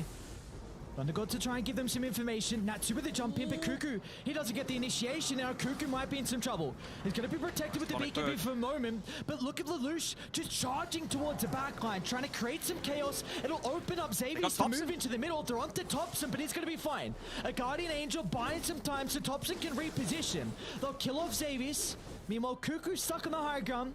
But it looks like the Batrider here too will be fine as well. A great fight from T1. They only get the kill. Okay, well, Cuckoo goes down as well. But I'm quite impressed with T1 and how they're able to delta split away from that team fight. You're playing with the vision of the higher ground, even though in the end they kind of lose out in the trade. But they do show, they've got the capability to avoid Polaris and kind of keep these cores alive. My main concern, though, is that you've had to pop the Thunder God's Wrath and the Guardian Angel just to be able to survive. Well, one, to get the vision, to be able to maybe catch out the PL, and two, you pop the Guardian Angel so that the enemy position 4 didn't kill your mid laner. So now that they don't have those tools, you TP back in, Lelouch 10 seconds away from the Rolling Thunder, he's got the completed Aeon Disc if he wants as well, so this feels like it's in a really good spot for Polaris to look to make an aggressive play, and with this lane just pushing in, with the Eidolons, they're going to be in a really good spot to be able to do so. There we go. Go for it. Only one not in this smoke is Natsumi, just playing around the top side. And that's the lane that's the most pushed out. So if they take a successful team fight, if they're able to find a pick-off, then they can quickly converge onto that mid lane, or potentially even like push high ground a little bit. And oh man, he's got the heart too. They know they're much tankier now. Lelouch picked up a DD under the cover of the smoke, and there was a trap there. So T1 ping it out. They're going to back up safely.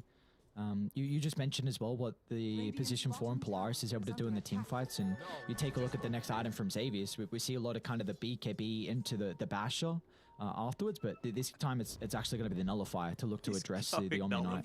I like it, honestly, because it's going to be really nice versus Zeus as well, because more than likely late game Zeus will be considering an Aeon Disc. Position. Aeon Discs, 4 staffs, all that. Xavius, if he drops a ward, they're going to see a lot of heroes on T1. The trap again, a lot of information that Arn has been able to provide them. They back off immediately to the only place they feel safe. It wasn't actually safe on Division, but they look to de-ward that on Cuckoo. It really does feel like these TA traps are providing so much information. Has Arna gotten into the Aghanim Shard yet? No, not quite. So that might be a difference maker. Another smoke. That's 3 smokes in a row for Polaris. They sense an opening. Of course, Enigma with BKB. Unless Cuckoo uses the lasso, then this is just a guaranteed free kill onto anyone in the fight. But 3 smokes, if they don't get anything out of this, will really open up T1 to maybe play aggressive now on the map. Potentially. It's a really long Roche respawn as well.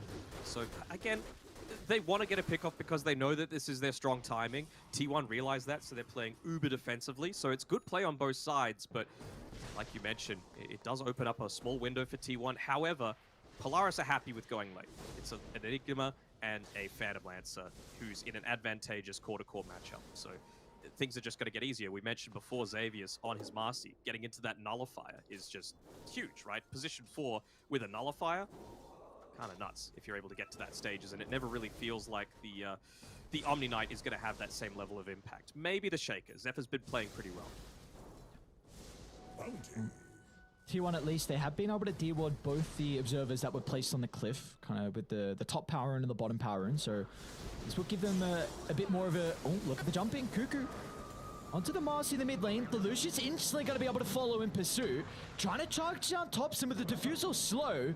You're able to close the distance, but Whitemon's going to protect him and the Fissure as well. Once again, the T1 supports are doing a really good job to cover the retreat whenever the Rolling Thunder is used.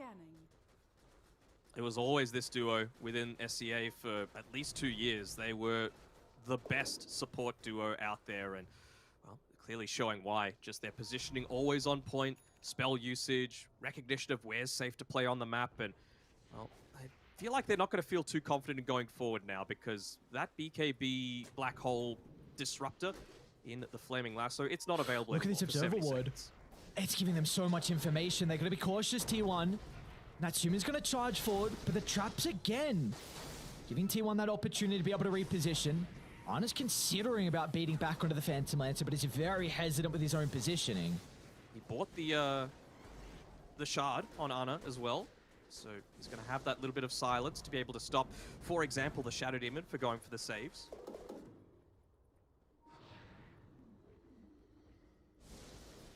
They have the Rolling Thunder back up. They used it previously, I believe, with the Arcane from Lelouch. And have it back available for this team fight. Next, Roche is going to be spawning shortly as well, but look at them charging forward. That's a big pick off. They get the Earthshaker. It's a lot of their stun control in the middle of the fight. They found Thompson. That's even better. Go to the Omni Knight instead. They're onto the Whitemon Omni, but they might not be able to bring him down. Instantly utilizing the ultimate. It's going to give him enough coverage, but out to the right. Forces in. What a disastrous black hole as T1 have got no response. The ultimate to secure the team fight is dire. They need to get out. You can't lead back into the middle now. It's Polaris. They'll come out on top once again and more than likely secure the pit. They will indeed. They've got the vision. They've got the heroes to be able to do so. And well, take an absolute miracle play coming through here from Zephyr with maybe an Echo Slam to go into the pit, but it's just not worth it. I feel like this Aegis isn't going to change matters all that much. Obviously, it would have been great if T1 could pick it up, but it's not worth the risk. Not when you're risking falling out of these SEA qualifiers and losing a chance for that straight path to the group stage. They're just doing the little things right. The positioning from AU, scouting out any kind of smokes that might bring the game back in T1's favor. The Aeon disc purchase coming out from Lelouch, making him survive during the middle of that team fight. He went onto the backlines and Ana, he was pretty good with the right clicks. Marcy. Kuku's going to get the jump as well to the Shadow Deer, but now Natsumi's showing up. A great leap from Thompson up to the higher gun. The Zoo's going to be able to reposition. Kuku protected for the moment with the BKB as well, but he's got some difficulties with escaping because as soon as the BKB expires, they'll close the distance and secure the kill. But Ana up to the north is having a free fight for the moment. Zephyr's going to step in with the Echo Slam as well, but there's no damage follow-up. As Polaris once again doing an incredible job thanks to the banishment from AU, buying them enough time to retreat.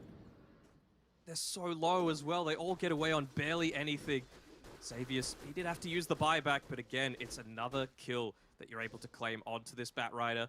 More scaling that's going to be coming through. I mean, PL, level 21. Thanks for a little bit of Phantom Rush range. He can look to play from afar. It's really... Obviously, they've got the capabilities to deal with it with the Zeus. You know, Thompson, he's level 18 now, so that's nice. Getting them a little bit lower cooldown on the Thunder Gods and the bonus damage coming through too. But if you're revealing yourself to be able to clear these PL illusions, then you just open yourself up to get jumped on. Here's the BKB on tops, and he's tired of getting mana burned. He's tired of getting chain stunned with this Rolling Thunder.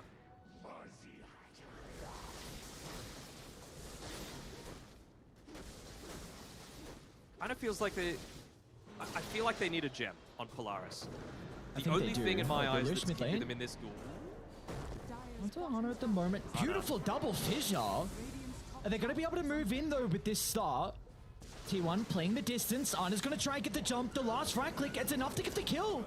That's a big one to be able to bring down. They get Marcy as well, but in the middle of the team fight, they're losing Natsumi. They're onto Cuckoo. It's not going to be enough damage because meanwhile, Ana is just ripping the backline apart. A triple kill for the Templar Assassin. It's going to move over towards the Pain Clear with the blink back online. Ana gets an ultra, and all of a sudden, T1 are back in this game 3. All it takes is one team fight, and it's just a little bit short as well of the initiation that they were going for. They were a little bit short on some of these big ultimate cooldowns, and even just the Aeon Disc wasn't available on the Pango at the time, so it meant that they were having to be forced away. It gives them a longer cooldown now on the Aeon Disc, which means that they're able to play around some of these longer cooldowns a little bit more effectively on T1. Obviously, taking a Tier 1 tower isn't absolutely amazing, but Ana, he is starting to really dish out the damage, and I think he's finished up the Daedalus as well. We see what can happen when... Well, back to live. Natsumi's on some of the heroes at T1. Cuckoo's going to be okay. I don't know if Whitemon's going to be in trouble, though. Phantom Rush is back up. Natsumi's got to be a bit cautious. They're starting to connect. Zephyr has the Echo Slam, but without other members, they won't be able to get the kill, and that is the gem. Well, it should please get the gem. Please don't let the Cory get the gem. Yeah, AU's pinging it. AU's pinging it. Oh, Korea. Run away! Run away! Oh, not the Shadow Demon. The miss! Oh, the miss! No! The miss again! Misses! What's going on? Okay. What did I just witness? What? Oh, my lord. Alright, this is a big item. PL's about to have Nullifier completed, so that will really take the Omni Knight completely out of the equation. You think he immediately goes and buys it and says, look, you don't have Guardian Angel for this little bit. We've got a minute left on Aegis. Let's try and get at least this Tier 2 tower. Yeah, I think so. And I think for T1, very similar to what we saw how their last team fight played out, it needs to be the Earthshaker and TA combined together. I've mentioned a lot, but you need to play distance. You need to kind of play the edge of the team fights, fissure from afar into the enchant totem, and have the long-range TA be able to right-click them down, kite in and out. If you can do that successfully and kill off some of the supports, all of a sudden you've got a numbers advantage, and we can just see what the damage can come out from Ana. Because he went this Daedalus, like he's avoiding BKB, and no doubt about it, you have an Omni Knight to protect you, so now that he's got his damage items, he can consider going back into the BKB to kind of enable him to right-click. He's been caught out in the lane a few times, but his positioning in the team fights has been pretty damn solid, right? To be able to get away with not going that BKB against a Pango that's constantly rolling through, against the Marcy that's wanting to jump on top of you every single time. Get that bottom tower for free. It was already very low. Don't know if they'll be able to claim mid, though. Thompson doing his best to shove it out. Backed up by Whitemon, just playing a little bit further behind.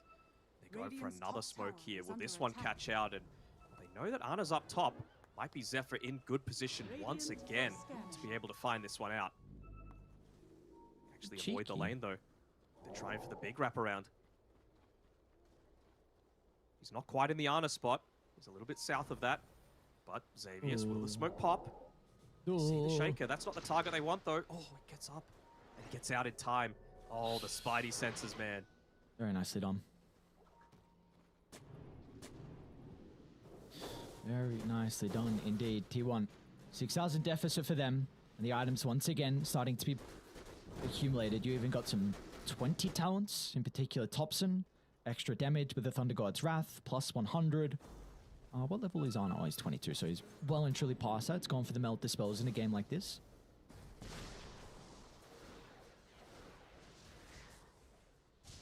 Tense, isn't it? Oh, very tense, with so much on the line as well. We've mentioned time and time again, but the last chance qualifiers are going to be an absolute bloodbath. Only 2 teams moving over to the group stages, and both T1 and Polaris want that opportunity to face talent in the grand finals. Making it to the groups would mean so much for these teams. They don't just want to be in the last chance qualifiers. They want to be battling it out at the TI venue. They know there's smokes happening. They saw Topson using the Chain Lightning in the laning stage. They want to find this backline. If they could get Force, that would be enormous. He doesn't quite yet have the A on disc, so he's immediately booking it to the rest of his team and the safety of AU. They're going to see Xavius, the only target they've seen at the moment. It looks like T1. I like the call. Yeah. Like, no, we're not going to take a fight where we know Polaris have been able to set up a formation and drop some wards down. We'll force them to come to us, but kind of the issue with that is top is getting shoved out, so someone might have to show. I was thinking maybe Force might have summoned Cuckoo just stole a Spell Prism. That's a pretty big item, man. Was that stolen? Yeah. Oh, yeah. Instantly just runs over to Topson, gives him the Spell Prism. A little bit of a laugh as well. All right. I want to see if they get a telescope as well on T1's side. They got one on Polaris, but he wasn't really lucky on Ana with some of his neutral items. Like now, the Mindbreaker, the Titan Sliver there, of course, totally fine. But he just wants that little bit of extra attack range, right? Either the Grove Bow or the Enchanted Quiver. Just so that he could be a little bit, again, more playing the backlines, playing around the fact that up until now, he hasn't had the BKB, but I guess now that he's picked it up, he feels a little bit more capable of being able to man up and take these team fights.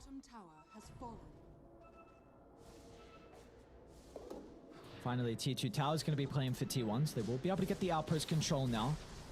Let's see if they want to set the formation up down bottom and take a fight. They've got a decent ward and a couple traps as well to scout out. Of course, Radiant do have this gem over onto Xavius. He's also changed up the build, feeling like the Nullifier was a bit too difficult of a route to go down. Second Spell Prism available was just picked up, and it's actually Ana that's going to be holding on to it for now. Never mind. It's the Titan Sliver back in the item slot. I mean, you've got to be giving that one over to Whitemon or Zephyr, surely. He's still holding on to an Arcane Ring. Maybe Cuckoo might take the Spell Prism and Zephyr. They're going back and forth. I don't know what Zephyr wants. He's got the Timeless Relic at the moment. And yeah, Cuckoo's got the Spell Prism. All right, smoke on smoke. They're going to path over to Radiant's jungle. Whitemon, you do not want to enter the high ground. This is a hero that is so important to the lineup at T1. You cannot lose the Omni Knight at the start of the fight. As Cuckoo, he gets a jump.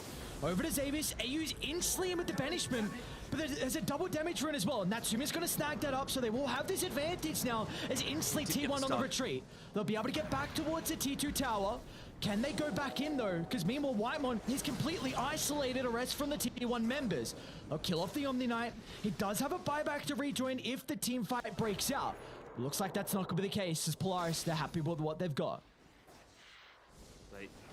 What I really like about how, I want to say it's Topson making a lot of these calls. They are just refusing to fight under areas where they don't have the information advantage. As soon as they saw that Observer Ward with the Lightning Bolt being dropped next to Whitemon, that's an aggressive blink. Zephyr's going to be in some trouble now. Instant use of the Nullifier, but the Echo Slam, it's not going to be able to get enough distance away as the Illusions will finish the kill. Another support going down. And that's the Echo Slam expended as well, so they will not have this for the Roche fight. And it's the longest possible Roche fight as well. It was like 2 minutes, 50 seconds, so it's going to be favoring T1 a little bit, allowing Zephyr to respawn and still haven't impacted this fight. Of course, the Aghanim Shard means that you're not useless outside of these Echo Slams. Of course, he doesn't want to buy back, though. That Wind Waker could be a big difference maker as well in some of these team fights, if you're able to catch out someone that's getting chain stunned or within the black hole. Buybacks, they're the most important resource right now. Everyone has one except for Marcy and PL, and well, Matsby's very close to being able to pick his up as well. They're just camping around this Roche pit. They know that they just don't want to give this free objective over. It's going to be the third one. Will it have the Shard or will it have the Aghanim Scepter? Both are pretty ideal targets, but you would have to say the Refresher, which is on the Roche, is what Force is eyeing up right now. This is Xavius on the high ground. So we'll get the blink away, so Dire, they're going to move on over. Again, no Echo Slam for this team fight. The full wraparound. If they could catch AU, that'd be great. Really is hindering Cuckoo's effectiveness, but you can't go in first with the lasso onto the SD. Smoke's going to pop. Let's see, they want to look to jump. Marcy's away from the team, so once again, they're going to lead him with the lasso to try and bring him down, but the damage isn't there. Lelouch, look at the rolling thunder, now the black hole, onto 2, and eclipse the important target on Ana. Now they can look to clean up the members of T1, as one by one they go down, and Polaris have 0 casualties. What another incredible team fight coming out from Radiant, and now they can reap the rewards of the Roshan. Oh, just all that positioning coming through there. He's even got the Aeon disc in his backpack right now on Force, but just the Aether Lens providing that little bit of extra cast range. Same sort of thing with a Psychic Headband. I think Marcy's holding onto the Telescope as well. That was the longest range Black Hole I've ever seen. And Cuckoo as well. They're going to get another pick-off. Potentially going to make it a team wipe in the end, Cuckoo. Ducking and diving, sidestepping as well. Blink up shortly. Oh, Cuckoo. Can you get the TP out? Looks like you'll make it. Well, Xavier's unintentional grief coming through there meant that the Malefice stuns weren't actually connecting in onto him, and they could get that consistent damage through, but there we go. Refresher Shard being picked up. I want to see him put the Aeon disc in the old backpack. There we go. Actually gives it over to Lelouch, did he? He did. Even just the casual plate mail. He's been far too many times where Lelouch has been brought super low by Ana just from the right clicks. The Shadow Demon's not nearby though, having just reclaimed the outpost, so I wonder if that's going to give them the sense that they could maybe look to make this high ground defense, go for an all-in play, drag them back underneath the tier 4 towers, but this is still a level 25 PL with Aegis that you're having to contend with Nullifier. Speaking of that Shadow Demon, not quite yet level 18, but he does have the Aghanim Scepter as well. So now you've got 3 different ways to be able to purge off things like the Guardian Angel. Do we feel like Polaris, even with this Aegis advantage and 14,000 net worth lead, that they can crack the high ground? Or is it just they need a pick off beforehand?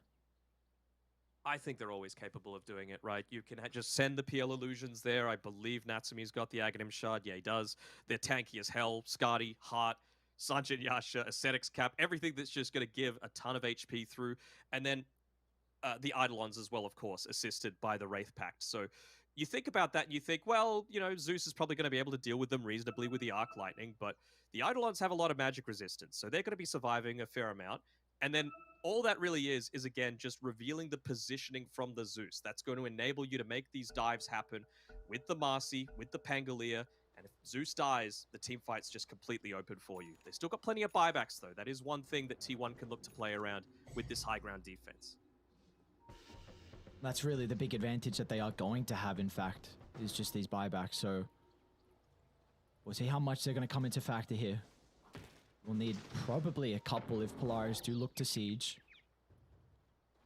Really want to see AU just prioritize that level 18 as much as he can. He's, what, 12 experience away.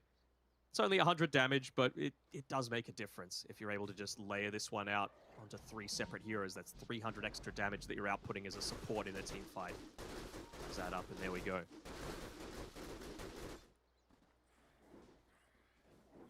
It'll be very difficult for T1 to be able to exit the base. Or this far behind. Maybe you're looking to try and give as much experience as you can over to Ana. Closing on level 25, so probably the refraction instances that we're going to see come out for the PL might consider the bash. Could be an answer to the black hole if he's not caught. Does have a decent amount of range, but maybe with the nerf, the refraction instance at 25, we might see a little bit more of the meld hit bash, but it's pretty much always been the left talent. Feels like he's been getting caught pretty consistently though, and that's not even a slide on him. You know, he has to go in. He needs to be that damage coming through, but Force, he's just using all the tools that Polaris have at their disposal to create havoc, create chaos. I mean, look at what you've got coming in. A level 25 PL with Aegis, all these illusions. You've got a Rolling Thunder coming through. You've got a Marcy jumping in on top of everyone. You have to deal with them, and the second you forget about them, that's when Enigma really starts to show his worth. And up top, Zephyr trying to cut this lane as much as he can, but Luigi knows. Oh, no. He actually gets the Stormcrafter. The damage disabling. Is he going to get the blink away? Oh, the swashbuckle in the nick of time, and now Lelouch. No way. Oh, on the other way, the U-turn, back he goes, and we'll end up getting the kill. Very nicely done. All right. Pick up onto the Earthshaker and into the top lane, getting shoved out. And I love what Polaris are doing as well. They're making sure they stay by the bottom triangle so that T1 can't even shove out bottom. Oh my lord, Arna. Way too close. Quick fingers, man. He's been around for a while, but he's still got them zoomer fingers on Arna.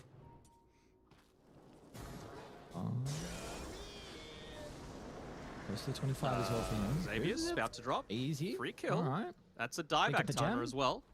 And the gem. Do get the gem. Xavier's. All right. They're stalling out the ages. Not too fun to push into a Zeus.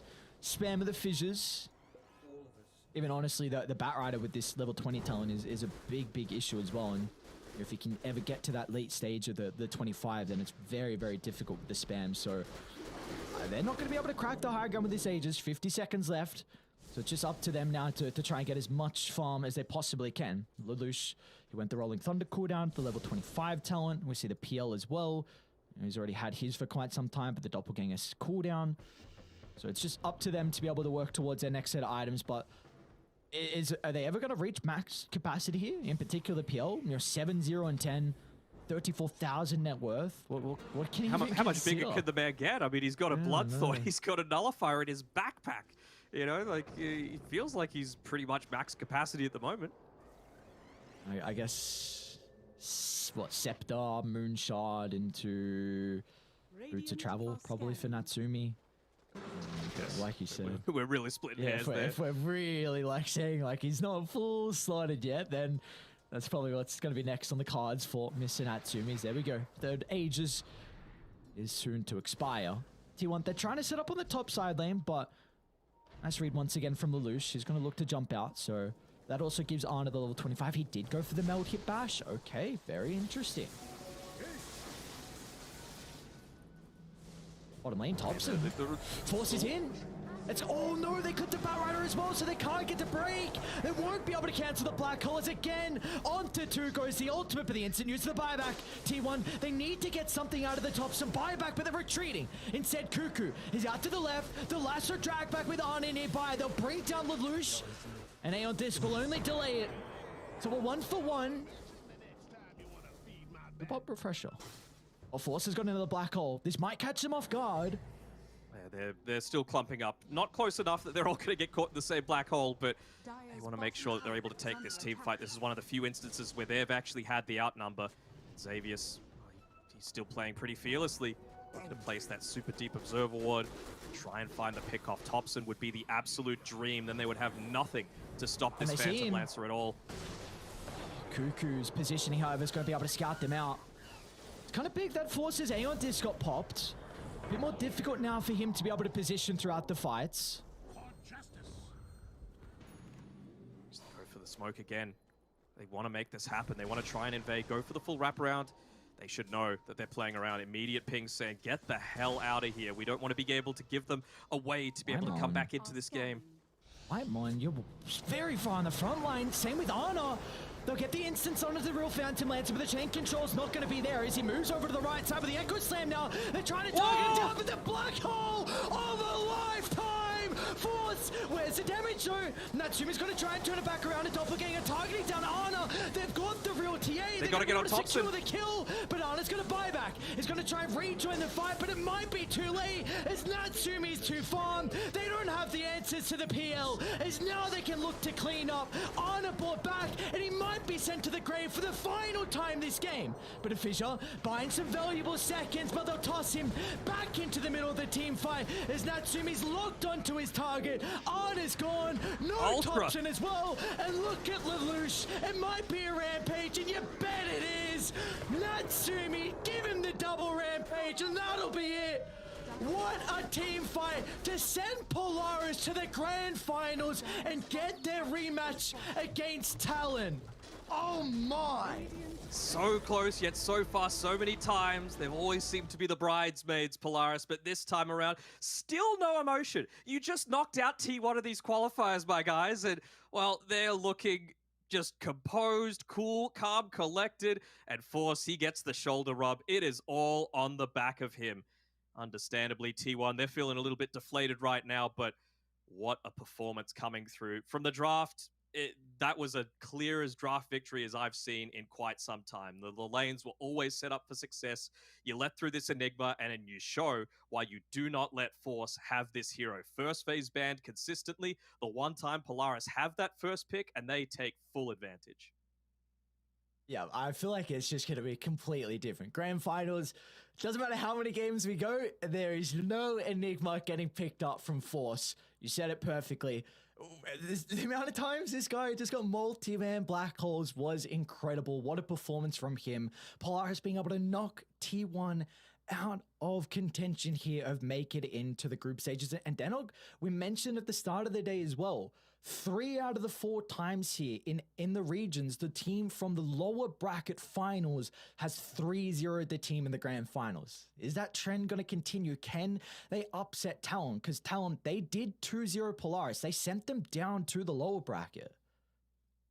Yeah, I think it could be a possibility, but it really depends how the styles are going to clash again. You know, the big thing that I saw coming out from Talon is that against the teams that want to play fast, they played slow.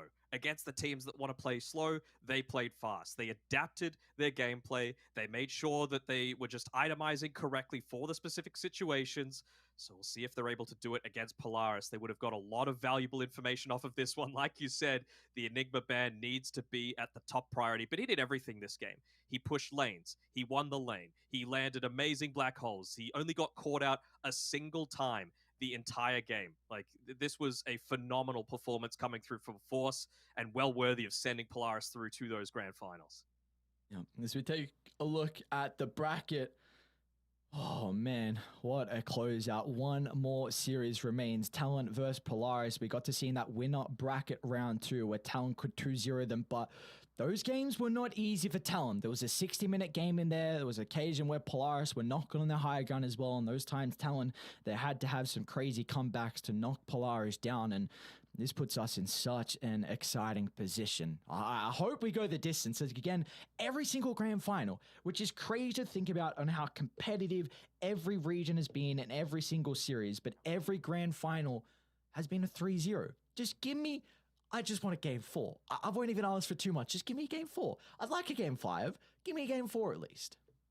Yeah, give us more Dota. That's all we really want, you know? And, well, these guys are going to give it to them. Of course, Polaris, they're going to have a little bit of a longer break, though. You know, after that exhilarating series coming through, 3 games, they need a little bit of a breather because, you know, they're going to have a hard slog against them.